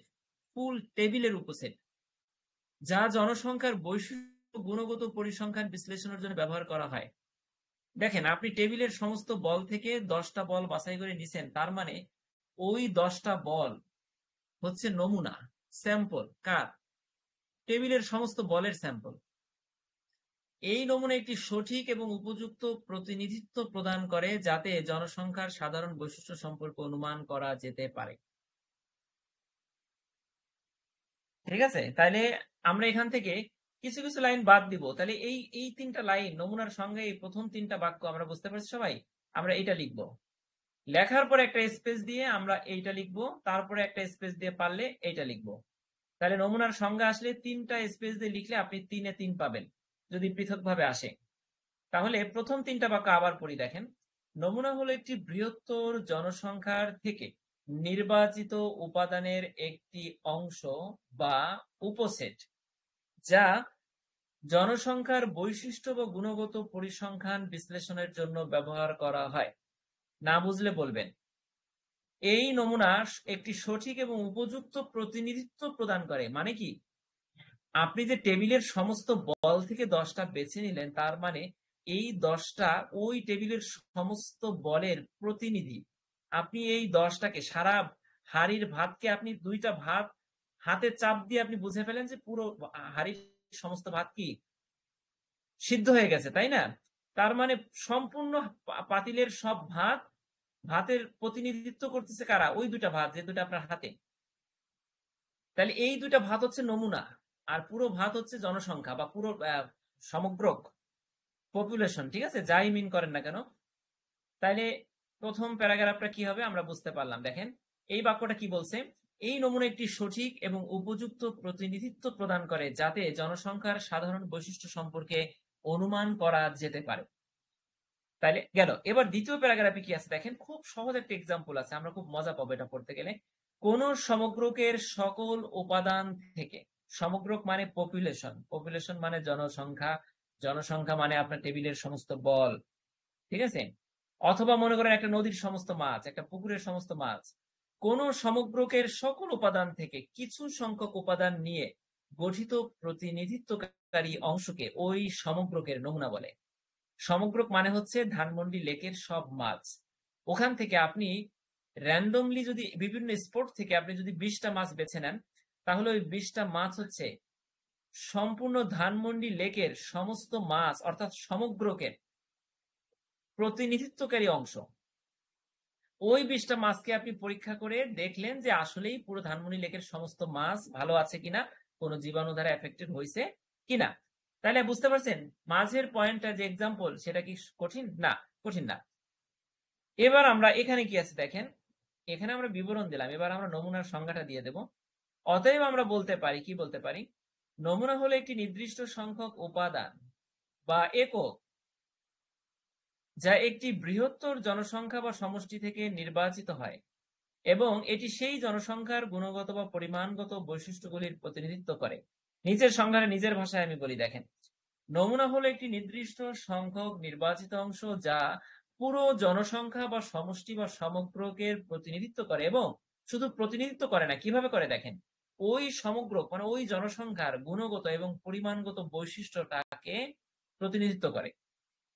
ঠিক আছে, তাহলে আমরা নমুনা কি কাকে বলে আমরা বুঝতে পারলাম। ঠিক আছে, এটা 3 মার্কে আসলেও পারবো, কোনো প্রশ্নের সাথে অন্তর্ভুক্ত করে দিলেও আমরা এটা লিখতে পারবো। আপনি চাইলে এই 3টাকে ছোট করে এই সংজ্ঞাটা দিয়ে দিতে পারেন প্রথমে, পরে এক্সাম্পলটা দিয়ে দিতে পারেন। আমার কথা ক্লিয়ার? প্রথমে সংজ্ঞাটা, পরে এক্সাম্পলটা। এটা 1 নাম্বার, এইটা 2 নাম্বার। তাহলে উপরেটা আপনার দেওয়া লাগলো না, ছোট হয়ে গেল। ঠিক আছে, আচ্ছা এবার আমরা নমুনার প্রকারভেদ করব। আচ্ছা সবাই আছেন, শুনতেছেন নাকি? রাত তো অনেক হয়েছে। হ্যাঁ আলামিন ভাই, আরেকবার একটু বুঝাই দেন তো ভাইয়া, ওই নমুনার সংজ্ঞা মানে কোন জায়গা থেকে কোন পর্যন্ত শেষ করলেন? অতএব আচ্ছা দিলেন, শুনেন, আর হচ্ছে যে কোন সমগ্রের সকল উপাদান থেকে। আচ্ছা শুনেন, আমি বলি। প্রথমে শুরু করছিলাম এখান থেকে এই পর্যন্ত, তারপরে শুরু করছিলাম পুরোটা, তারপরে এতটুকু। ওকে, এখন আপনি যদি চান যে না এত বড় দিবেন না, ছোট করবেন, তাহলে দিবেন প্রথমে এটা 1 নাম্বার, 2 নাম্বার, 3 নাম্বার। আপনি যদি ছোট হুম। করতে চান তাহলে দিবেন এটা এটা এটুক দিবেন 1 নাম্বারে, অতএব দিবেন না। প্রথমে তো আর অতএব হয় না, এতটুকু না। দিবেন 1 নাম্বারে, 2 নাম্বারে দিবেন এইটা, তাহলে এটাও আপনি 3 মার্ক পাওয়ার মতন হয়ে গেল। ক্লিয়ার? ঠিক আছে। ক্লিয়ার। আচ্ছা, এবার নমুনার প্রকারভেদ দেখেন। যদি পরীক্ষায় এসে পড়ে, কারণ আমরা বিগত পরীক্ষায় দেখছি কি প্রশ্নগুলো সব বড় বড়, 3 মার্কে যেটা আসে সেটাকেও বলে ব্যাখ্যা করো, সেটাকেও বলে বর্ণনা করো, বিশ্লেষণ করো। তাহলে 3 মার্কে আসলে যদি বর্ণনা করতে বলে, তাহলে আপনি কিভাবে কতটুকু বর্ণনা করবেন? অনেকে তো ওই 3 মার্কের প্রশ্ন বর্ণনা করতে গিয়ে বড় প্রশ্ন পড়ে গেছে, লিখতে গিয়ে 2-3 পেজ লিখতে দিয়ে একবারে লিখতে পারেন নাই, পরীক্ষা দিতে পারেন নাই। তাহলে আমাদের যখন 3 মার্ক বলবে, তখন আমরা যদি এটা আসে, দেখেন নমুনার সংজ্ঞা দিন, প্রকারভেদ আলোচনা করুন, 3 মার্কে আসে, তাহলে আপনি কি করবেন? আমরা প্রকারভেদ পড়ার আগে সেটা বলে রাখি। দেখেন, লিখবেন সম্ভাবনা নমুনায়ন কাকে বলে, লিখলেন, লেখার পরে লিখলেন এটা 5 প্রকার, 5 প্রকার লিখে সরল নমুনায়ন দিলেন। তারপরে একটা এক্সাম্পল দিয়ে দিলেন যে সরল দ্বৈব নমুনায়নটা এরকম, একটা বাক্যে 2টা বাক্যে, এইভাবে প্রত্যেকটা দিবেন, কিন্তু জাস্ট একটা বা 2টা বাক্যে শেষ করে দিবেন। তাহলে আপনার 3 মার্কের অ্যান্সার হয়ে যাবে, ফুল অ্যান্সার হবে, পুরো প্রশ্নের সবগুলো চলে আসবে, আবার খুব সহজে অ্যান্সার করতে পারবেন। আর যদি 8 মার্কে আসে, তাহলে অবশ্যই এটাকে অন্তত এরকম 3টা বাক্যে দিয়ে দিবেন মিনিমাম, ঠিক আছে, যাতে বুঝতে পারে সরল দ্বৈব নমুনায়ন কি, এটা পড়ে যাতে স্যার বুঝতে পারেন। তাহলে এবার আমরা প্রকারভেদ গুলো করি। দেখেন,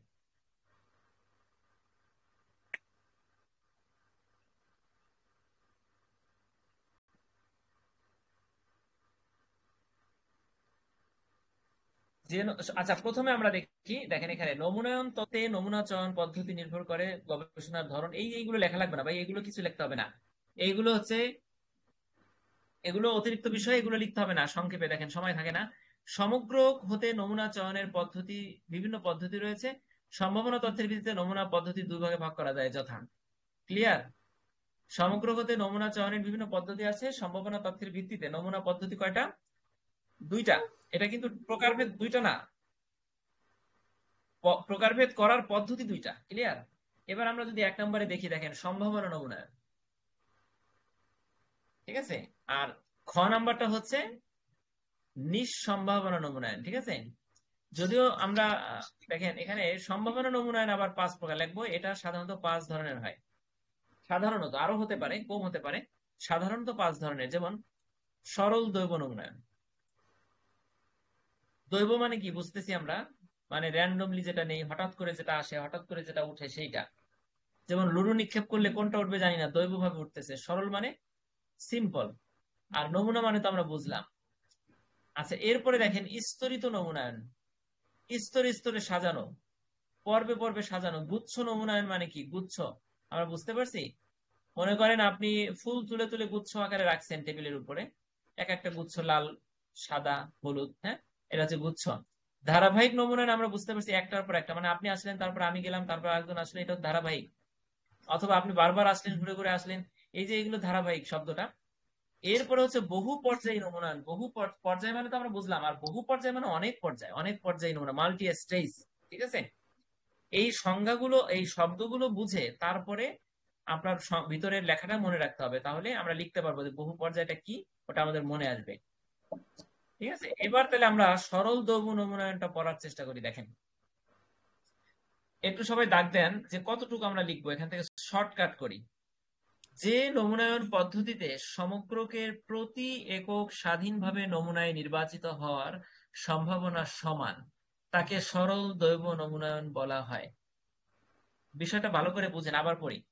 যে নমুনায়ন পদ্ধতিতে সমগ্রকের প্রতি একক স্বাধীনভাবে নমুনায় নির্বাচিত হওয়ার সম্ভাবনা সমান, অর্থাৎ আপনি এটা বলবেন না যে ভাই টেবিলে 100টা বল আছে, সরল দ্বৈব নমুনায়ন মানে হচ্ছে এই 100টা বলের প্রত্যেকটা বলই নমুনায় চলে আসবে, মানে আপনার ঝুড়িতে নমুনা হিসেবে উঠে আসবে প্রত্যেকটা, মানে 100টার 100টাই চলে আসবে, এটাকে সরল দ্বৈব নমুনায়ন বলে। এটা কিন্তু বললে ভুল হবে। সরল দ্বৈব নমুনায়নটা হচ্ছে আপনার 100 যে বল আছে, এই 100টা বলের 100টাই বলবে যে আমার সমান সম্ভাবনা আছে নমুনার ঝুড়িতে ওঠার। বুঝতে পারছেন? অথবা মনে করেন আপনার এলাকায় 100টা ফ্যামিলি আছে, 100টা ফ্যামিলির 100 জনই বলবে যে ভাই আমারও সম্ভাবনা আছে, আমারও সম্ভাবনা আছে। কেউ বলবে না যে না আমি হয়তো পাবো না, চান্স পাবো না, আমাকে হয়তো নমুনা হিসেবে নিবে না। এটা হচ্ছে সরল নমুনায়ন। যেমন আপনি যদি লটারি করেন, লটারিতে আমরা যে লটারিতে 10 জন অংশগ্রহণ করি 10 জনই কিন্তু আশাবাদী থাকি, হয়তো আমি আমার আমার আমার আমার আসতে পারে, লটারির গুটিতে আমি উঠতে পারি, লটারির চালে আমার নামটা আসতে পারে। ঠিক আছে, এইটা হচ্ছে সরল নমুনায়ন, দৈব নমুনায়ন। আপনি এই ধরনে আপনি মনে রাখবেন লটারির কথা, তাহলে আপনার লটারির এক্সাম্পলটা মাথায় আসলে আপনি সরল দৈব নমুনায়নটা কি সেটা মনে রাখতে পারবেন। এবার আমরা পড়ি, দেখেন।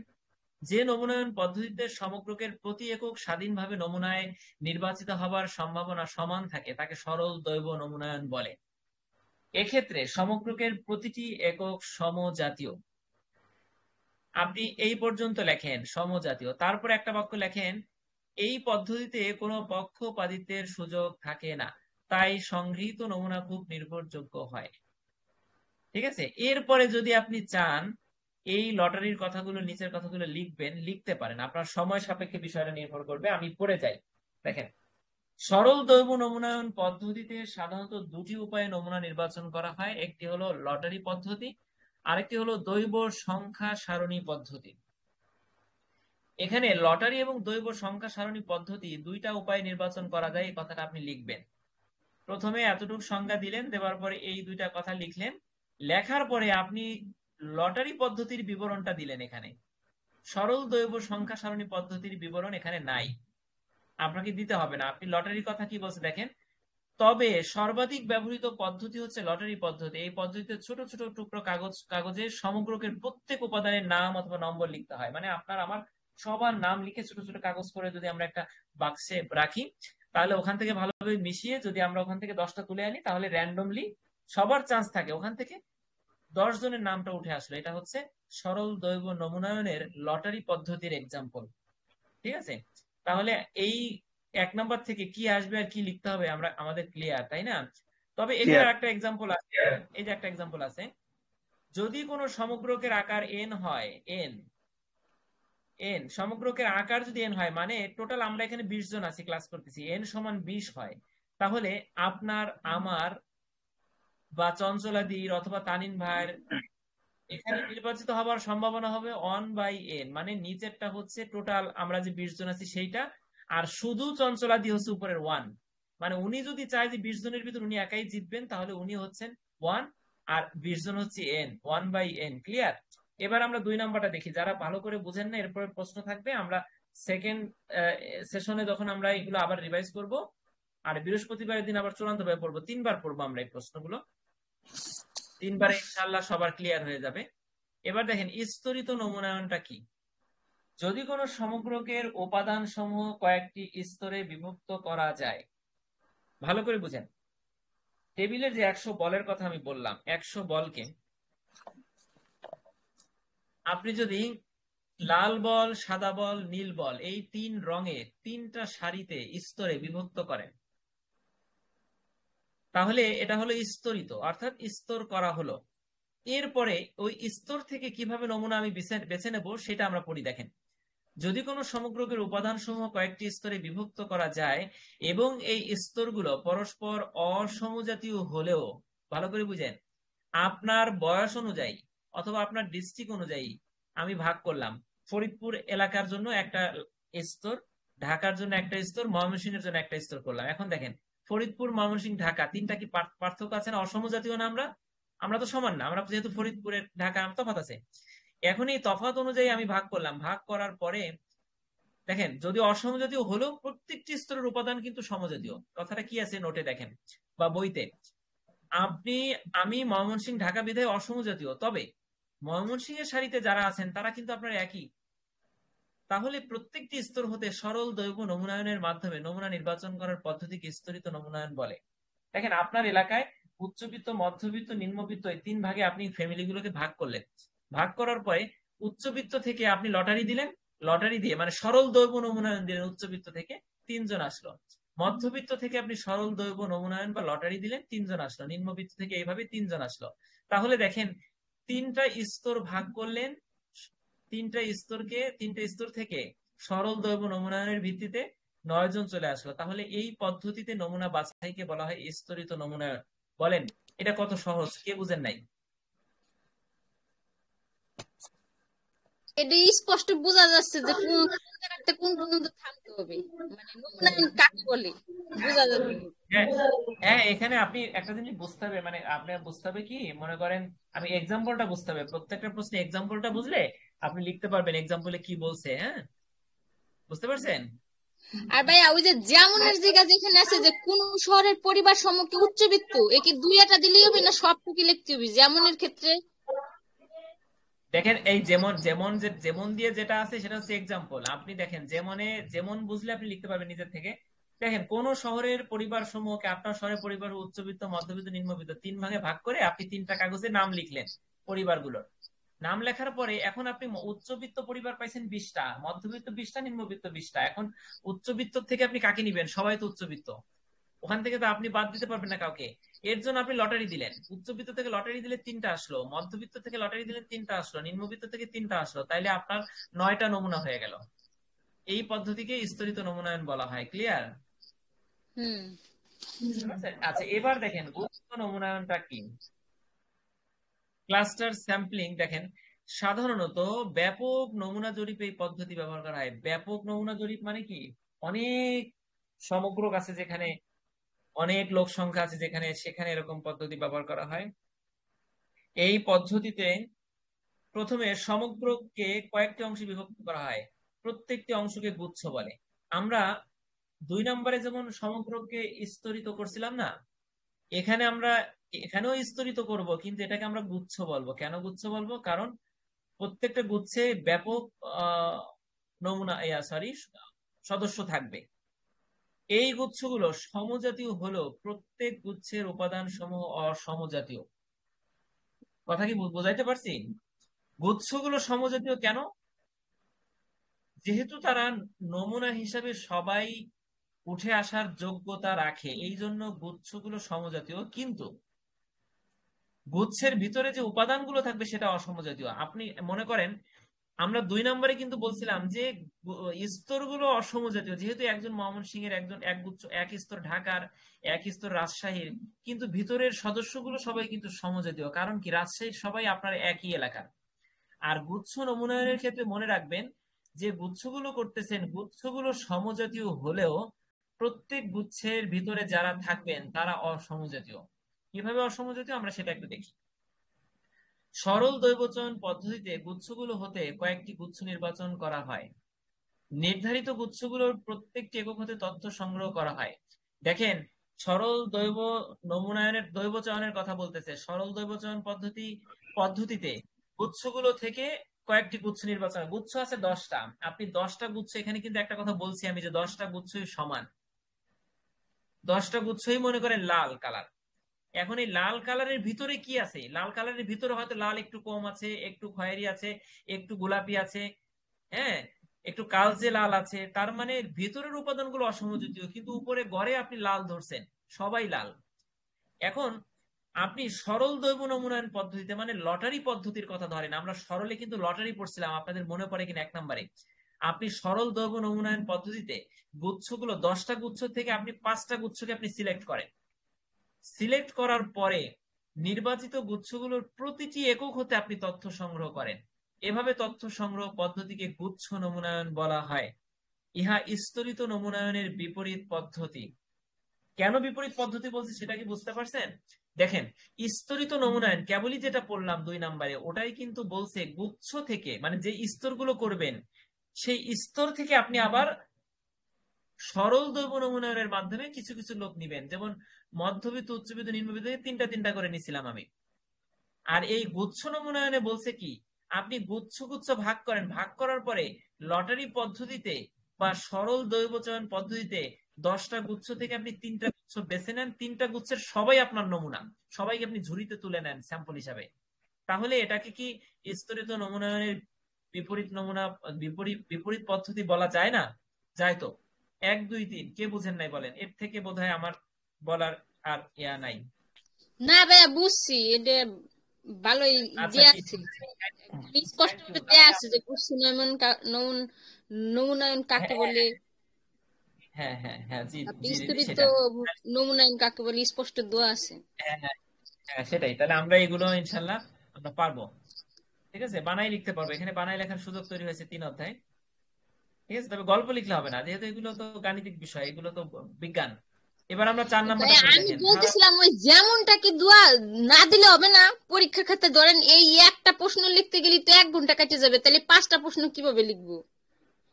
এই যে আমি আপনার সেটাই এই যে বলি। এই প্রশ্নটা অনেক বড়, যদি 8 মার্কের প্রশ্ন আসে তাই তো লিখে শেষ করা যাবে না ভাইয়া। এই যেমন হ্যাঁ কি হ্যাঁ, দিতেই হবে বাধ্যতামূলক? আচ্ছা, আমি বলি মন দেন, শোনেন। এই যেমনটা হচ্ছে এক্সাম্পল, এখানে যেহেতু গাণিতিক বিষয় প্রত্যেকটা প্রশ্নে এক্সাম্পল থাকাটা ভালো। তবে যদি আপনি শুধু সংজ্ঞা দিয়ে আসতে চান তাহলে দিতে পারেন, আপনার সবগুলো পয়েন্টে সবগুলোর সংজ্ঞা থাকলে আপনি যে মার্কস পাবেন না তা না। ঠিক আছে, 1 নম্বর কথা। আর 2 নম্বর হচ্ছে আপনি বললেন যে অনেক প্রশ্ন লিখতে হবে, এটা লিখতে গেলে 1 ঘন্টা কেটে যাবে।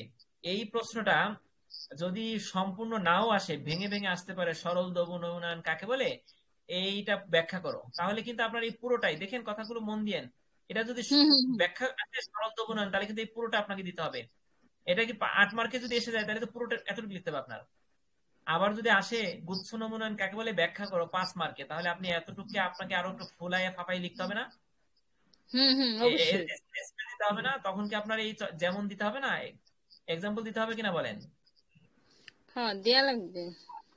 তখন হবে। যদি আসে, দেখেন যদি আসে ধারাবাহিক নমুনায়ন কাকে বলে ব্যাখ্যা করো 8 মার্কে, তাহলে কিন্তু আপনার এই উদাহরণ সহ এই পুরোটা দিতে হবে, যে আমি কালার করছি, দেখেন মার্ক করছি। হুম হুম হুম হুম। কাজে আপনি যদি এই প্রশ্নটা কেউ পড়ে তাহলে এই অধ্যায়ের 50% অ্যান্সার হয়ে যায়। যদি কোনো কারণবশত এগুলো ভেঙে ভেঙে আসে, তাহলে আপনি দেখবেন ভাগ্য ভালো থেকে 2টা প্রশ্ন লিখে ফেলছেন এই একটা দিয়ে। ভাইয়া আর 8 যদি একটা, মার্কের জন্য, ভাইয়া একটা কথা বলি, আপনি 8 মার্কের জন্য মিনিমাম কয় মিনিট করে লিখেন? মানে কয় মিনিট সময় দেন একটা প্রশ্নের জন্য? টোটাল আসলে ওইভাবে তো হয় না, দেখা যাচ্ছে আচ্ছা, যে এটা আপনার ক্লাসের চেয়ে মনে হয় মানে আউটটক গুলোই বেশি হচ্ছে ভাই। হ্যাঁ না, এই প্রশ্নগুলো করার অধিকার সবার আছে, উনি ভাই, করতেছেন, এটা কোনো একটু ক্লাস সমস্যা নেই এটা। কিনা ভাই, এটা যদি একটা 8-9 এর স্টুডেন্ট হইতো, যায় ভাই স্যার আমি বুঝি না, আমার প্রশ্ন কতক্ষণ লিখবো, ভাই কত মার্কে পাস করবো, এগুলো ক্লাস ভাই 6-7 এর স্টুডেন্ট যদি ভাই, প্রশ্নগুলো করে তাহলে ঠিক আছিল ভাই। হ্যাঁ, ভাইয়া আপনি এমবিএ প্লাস পড়তে পাবেন, আসছে। ভাইয়া তানিম ভাই আপনি প্লাস পাবেন। আমরাও তো ভালো স্টুডেন্ট না, তো আমরা একটু হ্যাঁ শুনতেছি আদৌ, তারিন ভাই বুঝছেন? প্লিজ কারণ প্লিজ, 5টা সরি তো আমরা সরি লিখি তারিন সুমর ভাই, পাই না। তারিন ভাই ডোন্ট মাইন্ড। বিষয়টা হচ্ছে যে এখানে আমরা দেখেন কোনো আশপাশের কোনো সাউন্ড আসতেছে না, কোনো থালাবাটি শব্দ নাই, কোনো রিক্সা শব্দ নাই। ঠিক আছে, কেউ শব্দ করলে আমি মিউট করে দিতে পারি, টেলিগ্রামটা এর জন্য বেস্ট। এখানে বিষয়টা হচ্ছে যে উনি চঞ্চলাদি, উনি খুবই সিনসিয়ার, উনি খুব পড়াশোনা করেন, ঠিক আছে, উনি ঘাটাঘাটি করেন, এই জন্য উনি প্রশ্ন করতেই পারেন। ওনার প্রশ্নগুলোর মাধ্যমে আমাদের অনেকের মনে অনেক প্রশ্ন আছে, আমরা অনেক বছর আগে পড়াশোনা শেষ করছি। দেখেন কালকে একজনের সাথে, মানে আমি এখানে বলবো না উনি থাকতে পারেন, মানে একজন খুব মোস্ট সিনিয়র পার্সন, উনি একটা একটা সরকারি প্রতিষ্ঠানের উনি হেড, ঠিক আছে, উনি আমাদের সাথে এমবিএ করেন, উনি কিন্তু অনেক ব্রিলিয়েন্ট স্টুডেন্ট ছিলেন আজ থেকে 15 বছর আগে, 20 বছর আগে, কিন্তু উনি এখন ভালো করে একটা প্রশ্ন 2টা প্রশ্ন লিখে দিয়ে আসতে পারেন। উনি বলেন যে কি একটা জেলা স্কুলে ফার্স্ট বয় ছিলাম, এখন তো আপনারা ভালো লিখেন কিন্তু আমি তো ফেল করবো না পাস করবো বলতে পারি না, মাথায় ধরে না এখন। এই 2-3টা এমবিএ ওনার পকেটে ভরা, উনি ম্যানেজার বড়।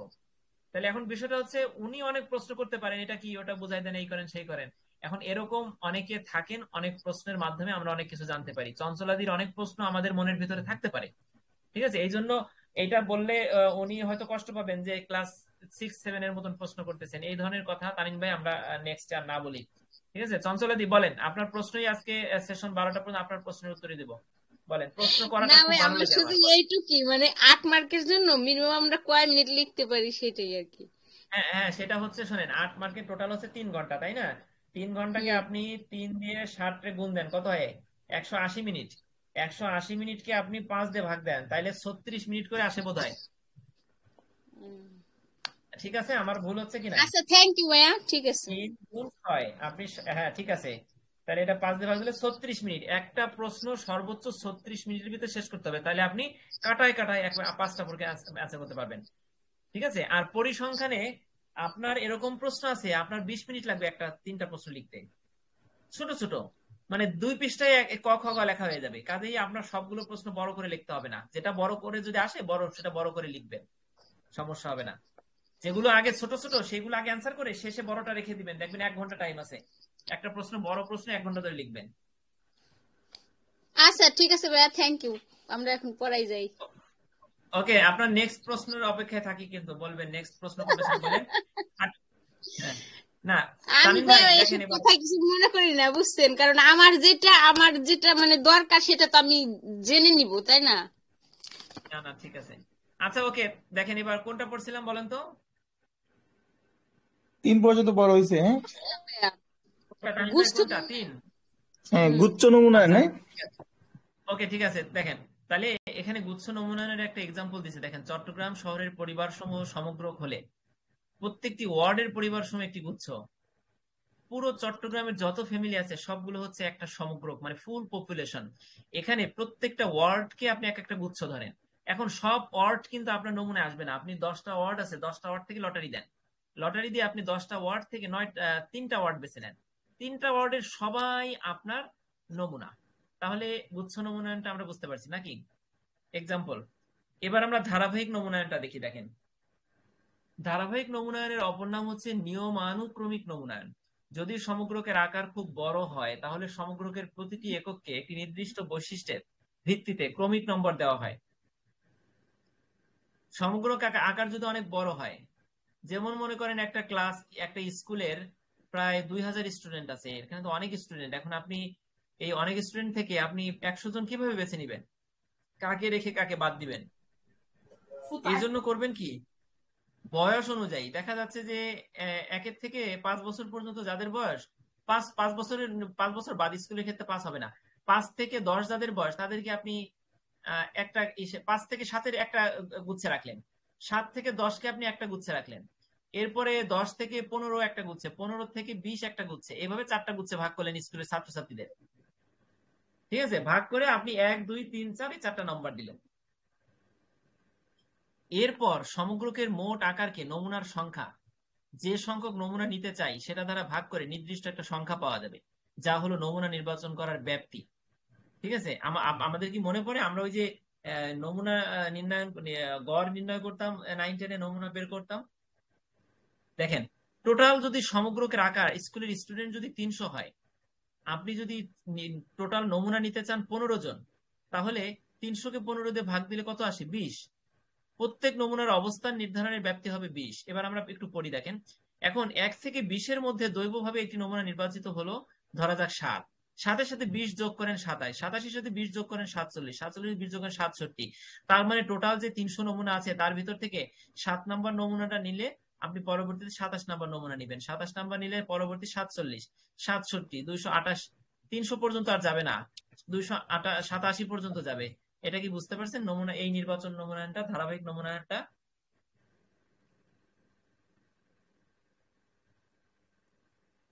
এটাকে জি মিশ্র নমুনায়নও বলা হয়। এটা ক্লিয়ার সবার? আর হ্যাঁ ভাই, কতটুকু ক্লিয়ার। লিখবেন সেটা বলে দিই। যদি আর সমগ্রকের আকার খুব বড় হয় তাহলে সমগ্রকের প্রতিটি এককে একটি নির্দিষ্ট বৈশিষ্ট্যের ভিত্তিতে ক্রমিক নম্বর দেওয়া হয়। মনে করেন 300 জন ছাত্র আছে, 300-কে আপনি আমাকে দিলেন 1, আপনি রাখলেন 2, তানিন ভাই 3, শারমিন আপার 4, হ্যাঁ, এখানে যারা যারা আছেন সবাই যদি 5 6 করে এক একটা নাম্বার নিই আমরা, তাহলে আমাদের এক একটা নাম্বার হয়ে গেল। ঠিক আছে, এই পর্যন্ত নাম্বার হয়ে গেল। এরপরে সমগ্রকের মোট আকারকে নমুনার সংখ্যা, যে সংখ্যক নমুনা নিতে চাই, বলেন তো আপনি নমুনা কয়টা নিতে চান? ধরেন 15টা নিতে চান বা 20টা নিতে চান, তাহলে টোটাল 300 জন আমরা আছি। এই 300 জনকে আপনি 20 দিয়ে বা 15 দিয়ে ভাগ দেন, ভাগ দিলে একটা সংখ্যা বেরোবে, 20 বেরোবে, ঠিক না? এখন আপনি দৈবভাবে একটা নাম্বার নেন, প্রথমে যারা নিবেন ওটার সাথে 20 যোগ করবেন, এই যে 20 বেরোলো। দৈবভাবে আপনি টোটাল 300 জন থেকে আপনি নিয়ে নেন মনে করেন 2, তাহলে 2 এর সাথে 20 যোগ করলে হয় 22, 22-এর সাথে 20 যোগ করলে হয় 42, 42-এর সাথে 20 যোগ করলে হয় 62। তাহলে এই 2, 22, 42, 62, 82 এইগুলো হবে আপনার কি ধারাবাহিক বা নিয়মানুক্রমিক নমুনায়ন, মানে একটা নিয়মের মাধ্যমে ক্রমিক নম্বর দিলেন। সাধারণত ক্রমিক নাম্বার হয় 1 2 3, কিন্তু একটা নিয়মের মাধ্যমে যদি আপনি ক্রমিক নাম্বার দেন তাহলে সেটা হচ্ছে 7 27 47 67 ডট ডট ডট 287। তাহলে ক্লিয়ার, সবাই বুঝতে পারছেন এই নমুনাটা কি? এখানে একটু সংজ্ঞা দিয়ে মোটামুটি ভাবে যদি সরাসরি উদাহরণে চলে যান, একটা জিনিস মনে রাখেন, ধারাবাহিক নমুনায়নের অপর নাম হচ্ছে নিয়মানুক্রমিক নমুনায়ন। মানে একটা নিয়ম এবং ক্রমিকের একটা নিয়ম থাকে। আর হচ্ছে আরেকটা হচ্ছে মিশ্র নমুনায়ন, মিক্সড স্যাম্পলিং। কারণ এখানে মিক্সড থাকে, কেউ যে দেখা যাচ্ছে 5 থেকে 10 বছর বয়সী, কেউ দেখা যাচ্ছে 15 থেকে 20 বছর বয়সী। এখানে তো বৈশিষ্ট্যের ভিত্তিতে আপনি 1 2 3 দিচ্ছেন, ঠিক আছে, এখানে মিক্সড হয়ে যাবে এটা। তাহলে এই নমুনায়নের 3টা নাম আছে, আমরা শিখে রাখলাম। এবার যদি বহু পর্যায়ী নমুনায়ন বা মাল্টি স্টেজ স্যাম্পলিংটা আমরা পড়ি, তাহলে কি দাঁড়ায় দেখেন, আমরা জাস্ট 12টার ওই পাশে যাব না, জাস্ট 12টায় আমরা শেষ করে দেব, 12টার ভিতরে যতটুকু করতে পারি। ঠিক আছে, একটা প্রশ্ন বোধহয় 12টার ভিতর হয়ে যাবে, 1 নম্বর প্রশ্ন পড়ে আমরা শেষ করে দেবো আজকের পড়াশোনা। দেখেন, আর কালকে কখন পড়বো সেটা একটু আলোচনা হবে 1 মিনিট। বহু পর্যায়ী নমুনায়ন বা মাল্টি স্টেজ স্যাম্পলিংটা কি? বহু পর্যায়ী নমুনায়ন অনেকটা গুচ্ছ নমুনায়নের অনুরূপ। এই পদ্ধতিতে সমগ্রকে কয়েকটি অংশে বিভক্ত করা হয়। ওই সমগ্রক মানে টেবিলের সমস্ত বলকে, 100টা বল আছে, ওটাকে কয়েকটি অংশে আপনি ভাগ করেন। এগুলোকে প্রথম পর্যায়ী একক বলা হয়। আপনি যে ভাগটা করলেন না, দেখেন 100টা বল আছে, 10টা 10টা করে ভাগ করছেন, এটা হচ্ছে প্রথম পর্যায়, মনে রাখেন। এখন 10টা ভাগ করছেন, কিন্তু 10টা ভাগে প্রত্যেকটা ভাগে 10 10 করে আছে। এরপরে আপনি দৈবচয়ন পদ্ধতিতে কয়েকটি প্রাথমিক পর্যায়ে একক নির্বাচন করেন। নির্বাচিত প্রথম পর্যায়ে এককগুলোকে আবার দ্বিতীয় অংশে বিভক্ত করে দ্বিতীয় পর্যায়ে একক পাওয়া যায়। এগুলো হতে আবার দৈবচয়ন পদ্ধতিতে আরেকটি দ্বিতীয় পর্যায়ে একক নির্বাচন করা হয়। এভাবে সমগ্রকে বিভিন্ন পর্যায়ে বিভক্ত করে নমুনা সংগ্রহ পদ্ধতিকে বহু পর্যায়ে নমুনায়ন বলা হয়। আমি এটা নিজের ভাষায় একটু বুঝাই দিই। দেখেন, আপনি টেবিলের টোটাল বলকে আপনি 100টা ভাগে 10টা ভাগে ভাগ করছেন, 10টা 10টা করে পড়ছে, তাই না? এখন এই 10টার থেকে আপনি যে কোনো 5টা বেছে নেন, নিছেন, নিলেন, মনে করেন 5টা নিছেন। এখন এই 5টার ভিতর থেকে, ভিতরে আরো নমুনা আছে না, ওই 5টার ভিতর থেকে আবার আপনি প্রত্যেকটা নমুনার থেকে আপনি 10টা 3টা 3টা করে নেন। ওই 3টা 3টা নেওয়ার পরে ওই 3টার থেকে আপনি আবার 10টাকে আপনি 3টা 3টা করে নিছেন, কিন্তু 3টাকে আপনি আবার 3টার থেকে আপনি আর 2টা নেন, 2টার থেকে আপনার 2টাই আছে মনে করেন না 5টা 5টা করে, 2টার থেকে আপনি আবার 3টা 3টা করে নেন। এইভাবে মানে একটা বড় নমুনায়নকে আপনি কমাতে কমাতে, হ্যাঁ, কমাতে কমাতে শেষ পর্যায়ে আপনার লাগবে 15টা, 15 জন লাগবে, আপনি 15 জন বেছে নিলেন। একটা জীবন্ত এক্সাম্পল যদি আমরা দেই, বাংলাদেশের কৃষি বিষয়ক গবেষণার ক্ষেত্রে 64টা জেলা আছে আমাদের, ঠিক আছে? এখন 64টা জেলার থেকে আপনি মনে করেন 10টা জেলা বেছে নিলেন। 10টা জেলার থেকে আপনি আবার এখন আরো কমাবেন। 10টা জেলায় উপজেলা আছে কয়টা? 10টা জেলায় 5টা 5টা করে যদি ধরি, 5 10 50 উপজেলা আছে। 50 উপজেলায় আপনার কার্যক্রম চালানোর ক্ষমতা নাই, টাকা নাই, এখন বাজেট নাই। তাহলে আপনি কি করবেন? 10টা জেলা থেকে আপনি প্রত্যেক জেলার থেকে আপনি 2টা 2টা করে উপজেলা নেন, তাহলে কত হলো? 20টা উপজেলা। দেখেন 10টা জেলায় আছে 50টা উপজেলা, আপনি 20টা 2টা 2টা করে 10 দুগুণে 20টা উপজেলা নিয়ে নিলেন। ঠিক আছে, তাহলে 20টা উপজেলা থেকে আপনি আবার যদি চান যে না 20টা উপজেলা বেশি হয়ে গেছে, তাহলে 20টা উপজেলার থেকে আপনি, ইউনিয়ন তো অনেক একটা উপজেলা, আপনি 20টা উপজেলা থেকে 3টা করে ইউনিয়ন নেন, তাহলে কয়টা, কত হলো? 3 20 কত? 60, 60টা হয়ে গেল ইউনিয়ন। তাহলে কমে আসলো না? ইউনিয়ন 60টা, কিন্তু অঞ্চল তো কম, কমে গেল, ইউনিয়ন তো ছোট উপজেলার থেকে। তাহলে আপনি এইভাবে যদি জেলা সমূহকে উপজেলা, উপজেলা সমূহকে ইউনিয়ন, ইউনিয়ন সমূহকে যদি ওয়ার্ডে বিভক্ত করেন, তাহলে এটা হচ্ছে প্রথম, দ্বিতীয়, তৃতীয়, চতুর্থ পর্যায়ে একক। তাহলে এটা বুঝতে পারছেন সবাই? আশা করি পারছেন। এবার আমরা নিঃসম্ভাবনা নমুনায়ন বা নন প্রবাবিলিটি স্যাম্পলিংটা পড়ি। তার আগে আমাদের একটা কাজ আছে, বলেন তো 5টা সম্ভাবনা নমুনায়ন 5 প্রকার। 5 প্রকার কি কি? সরল দৈব নমুনায়ন, স্তরিত নমুনায়ন, গুচ্ছ নমুনায়ন, ধারাবাহিক নমুনায়ন, বহু পর্যায়ী নমুনায়ন। 5টা তো মনে রাখতে হবে না? একটা হচ্ছে সরল দৈব নমুনায়ন, আমি মুখস্থ করতেছি আমার প্রয়োজনে, আপনারা করেন। সরল দৈব নমুনায়ন, স্তরিত নমুনায়ন, গুচ্ছ নমুনায়ন। সরলের পরে স্তরিত, স্তরিতর পরে গুচ্ছ, গুচ্ছের পরে ধারাবাহিক, ধারাবাহিকের আরেক নাম নিয়ম অনুক্রমিক, নিয়ম অনুক্রমিকের আরেক নাম মিশ্র, এবং শেষে হচ্ছে আপনার ওই যে জেলা উপজেলার কথা, বহু পর্যায়। ঠিক আছে, এইভাবে এক্সাম্পল দিয়ে মনে রাখবে, বহু পর্যায় নমুনায়ন। আচ্ছা, এবার আমরা নিঃসম্ভাবনা নমুনায়নটা পড়ি। যে নমুনায়ন পদ্ধতিতে সমগ্রকের অন্তর্গত প্রতিটি এককের নমুনায় অন্তর্ভুক্ত হওয়ার সম্ভাবনা অজানা থাকে, তাকে নিঃসম্ভাবনা নমুনায়ন বলে। এ ধরনের নমুনায়নের বৈজ্ঞানিক ভিত্তি অত্যন্ত দুর্বল। আমি আবার একটু পড়াই, দেখেন। যে নমুনায়নে, দেখেন আমরা এত সময় যা পড়লাম, সেখানে কিন্তু প্রত্যেকটা এককের জনসংখ্যার প্রত্যেক, মানে 64 জেলায় কিন্তু বলতে পারছিল যে আমি হয়তোবা আমি এই নমুনায় থাকবো। প্রত্যেকটা টেবিলের বল বলছিল হয়তোবা আমি নমুনায় উঠে আসব। কিন্তু নিঃসম্ভাবনা নমুনায়ন প্রত্যেকটা একক বলতে পারে না যে আমি নমুনায় থাকতে পারবো কি পারবো না। নিঃসম্ভাবনা নমুনায়নটা কি? দেখেন, এটা 3 প্রকার। উদ্দেশ্যমূলক নমুনায়ন, আমি নিজের ভাষায় বলে যাই। যদি আপনি, আপনার প্রতিষ্ঠানে 500 জন কর্মচারী আছে, এখন এর থেকে আপনি বাছাই করতে পারেন লটারির মাধ্যমে 500 জনকে, যে কোন 500 জনকে আপনি এবার বোনাস দিবেন।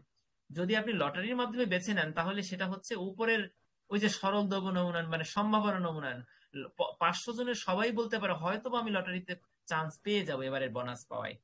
আর উদ্দেশ্যমূলক নমুনায়ন যদি এরকম হয় 500 জনের মধ্যে থেকে আপনি যদি নিজের মন মতন আপনার আত্মীয় স্বজন অথবা আপনার মনে হয়েছে যে এই 50 জনকে বোনাস দেওয়া দরকার, আপনি নিজের মন মতন যদি 50 জনকে বেছে নেন, তাহলে সেটা নমুনায়ন পদ্ধতির উদ্দেশ্যমূলক। হ্যাঁ, আপনি কোনো উদ্দেশ্য নিয়ে ওদেরকে বেছে নিছেন।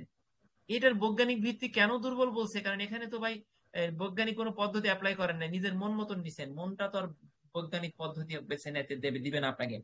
আকস্মিক নমুনায়নটা কি দেখেন, হঠাৎ করে আপনি 100টা বল টেবিলে আছে, ওখান থেকে আপনি হুট করে এসে, বাচ্চারা যেরকম কোনো বিবেচনা ছাড়া হুট করে এসে 3-4টা নিয়ে নেয়, হ্যাঁ, ভালো মন্দ বুঝে না, তাহলে ওইভাবে যদি আপনি আকস্মিক ভাবে হঠাৎ করে আপনি কোনো একটা রাজনৈতিক পরিস্থিতিতে বা কোনো একটা প্রতিকূল পরিস্থিতিতে আপনি নমুনা লাগবে, আপনি হুট করে নিলেন, ঠিক আছে, তাহলে ওটা কি হয়? হ্যাঁ, যেমন গায়েবী মামলায় কি হয়, হুট করে যাকে পায় তাকে সামনে ধরে নেয়। মামলা যদি উপর থেকে বলে যে এই মামলা হয়েছে আজকে রাত্রের ভিতর আসামি ধরতে হবে, এখন আসামি পাইতেছে না, কি করবে? যাকে পায় তাকে ধরে, এরকম হয় না বিভিন্ন সময় হয়েছে। তাহলে এরকম, এটা হচ্ছে আকস্মিক নমুনায়ন, নিয়ে নিলেন। আর কোটা নমুনায়নটা কি দেখেন, যদি আপনি টোটাল জনসংখ্যার ভিতরে আমাদের 1500 জন লোক আছে, মনে করেন আমাদের ওয়ার্ডে 1500 জনের ভিতরে 300 জন আছে কৃষক, 200 জন শিক্ষক, 100 জন ডাক্তার।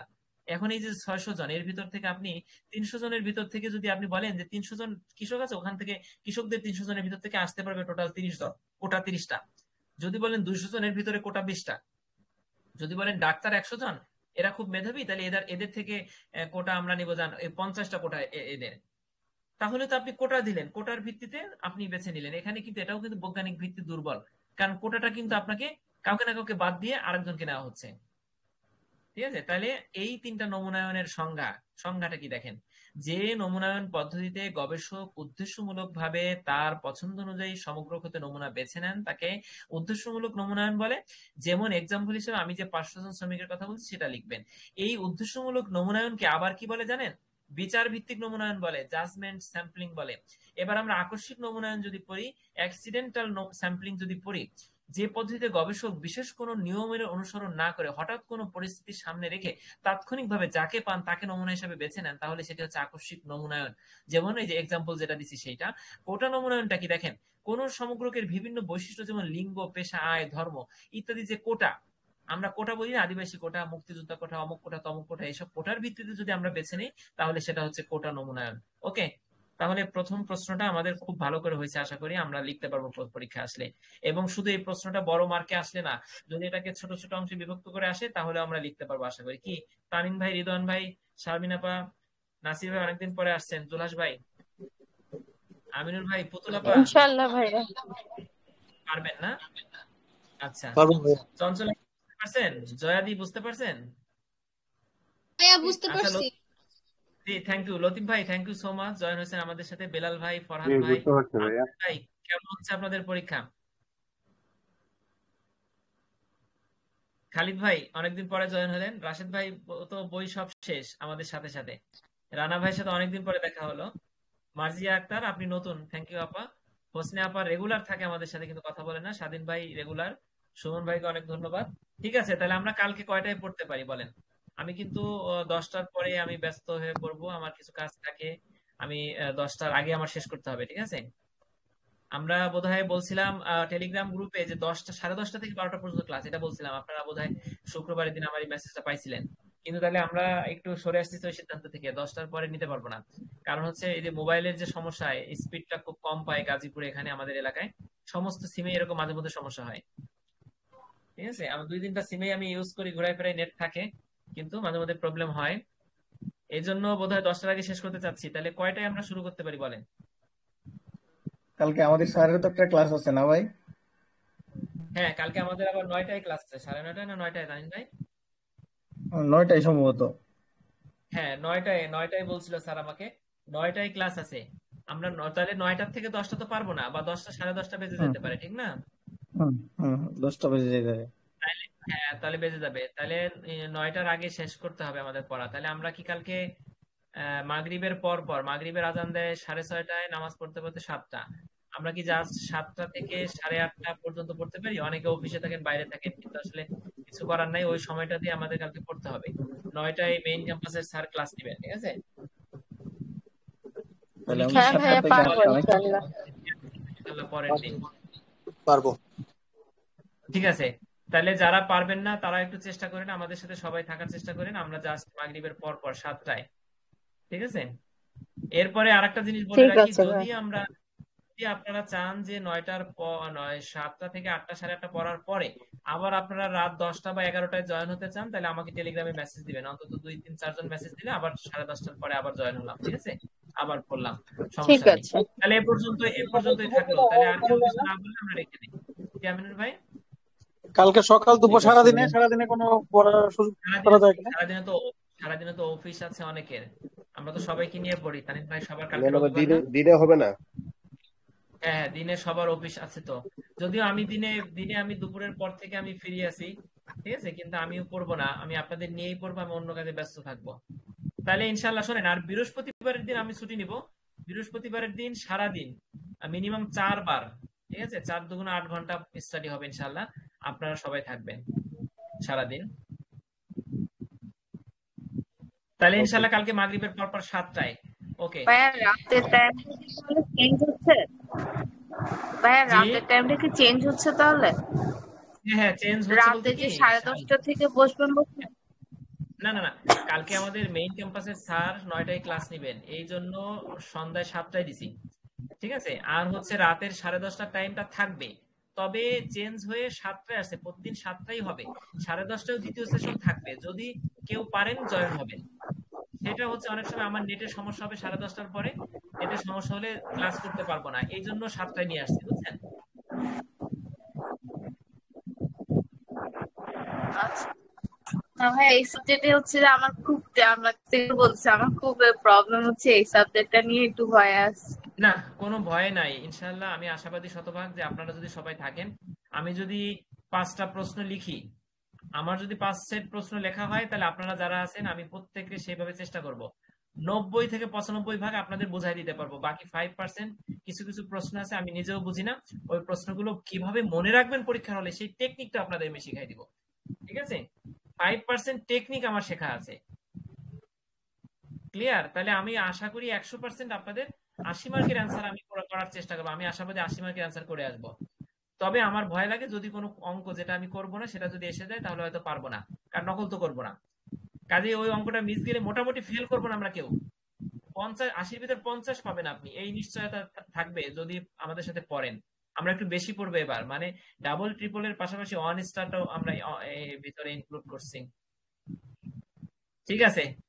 তাহলে 12টা বেজে গেছে, ঠিক আছে, সবাই থাকেন। আর আমাদের ওই যে ওয়েবসাইটে যে দেখেন, টোটাল এই পরিসংখ্যান বইয়ে টোটাল 5টা প্রশ্নের উত্তর যেগুলো ইম্পর্টেন্ট আমার সাজেশনে আছে, 5টা প্রশ্নের উত্তর বইতে হুবহু অথবা ভালোভাবে নাই, বইতে খুব একটা ভালোভাবে নাই। ওই 5টা প্রশ্নের উত্তর আমি হোয়াটসঅ্যাপের সবুজ গ্রুপটায় আমি দিয়ে দিছি সকালে, ঠিক আছে। আপনার ওই 5টা প্রশ্ন লাগলে ওখান থেকে পড়বেন, একাধিক উত্তর আছে ওখান থেকে, ছোট বড় উত্তর আছে, বেছে নিয়ে ওটা পড়বেন। আর হচ্ছে সাজেশনটা ওয়েবসাইটে আছে, ওটা আমি এই যে banglaarticles.com, ওটা 2টা গ্রুপে ওই লিংকটা দিয়ে দিছি, ঠিক আছে? আর বাংলা আর্টিকেলে এই এমবিএ বাংলার প্রথম সেমিস্টারের সমস্ত বইয়ের বেশিরভাগ অনেক প্রশ্ন আছে, 3টা করে উত্তর আছে একটা প্রশ্নের, আপনারা ওটা থেকে দেখে সার্চ দিয়ে ওখান থেকে নিয়ে নেবেন, ঠিক আছে। আচ্ছা, তাহলে এই পর্যন্তই। সবাই, আল্লাহ সবাইকে ভালো রাখুক, এই দোয়া করি। তাই থ্যাংক রেখে ইউ দিই ভাই। আমরা, ঠিক আছে। আসসালামু লতিফ ভাই, আলাইকুম। ওয়ালাইকুম আসসালাম। তো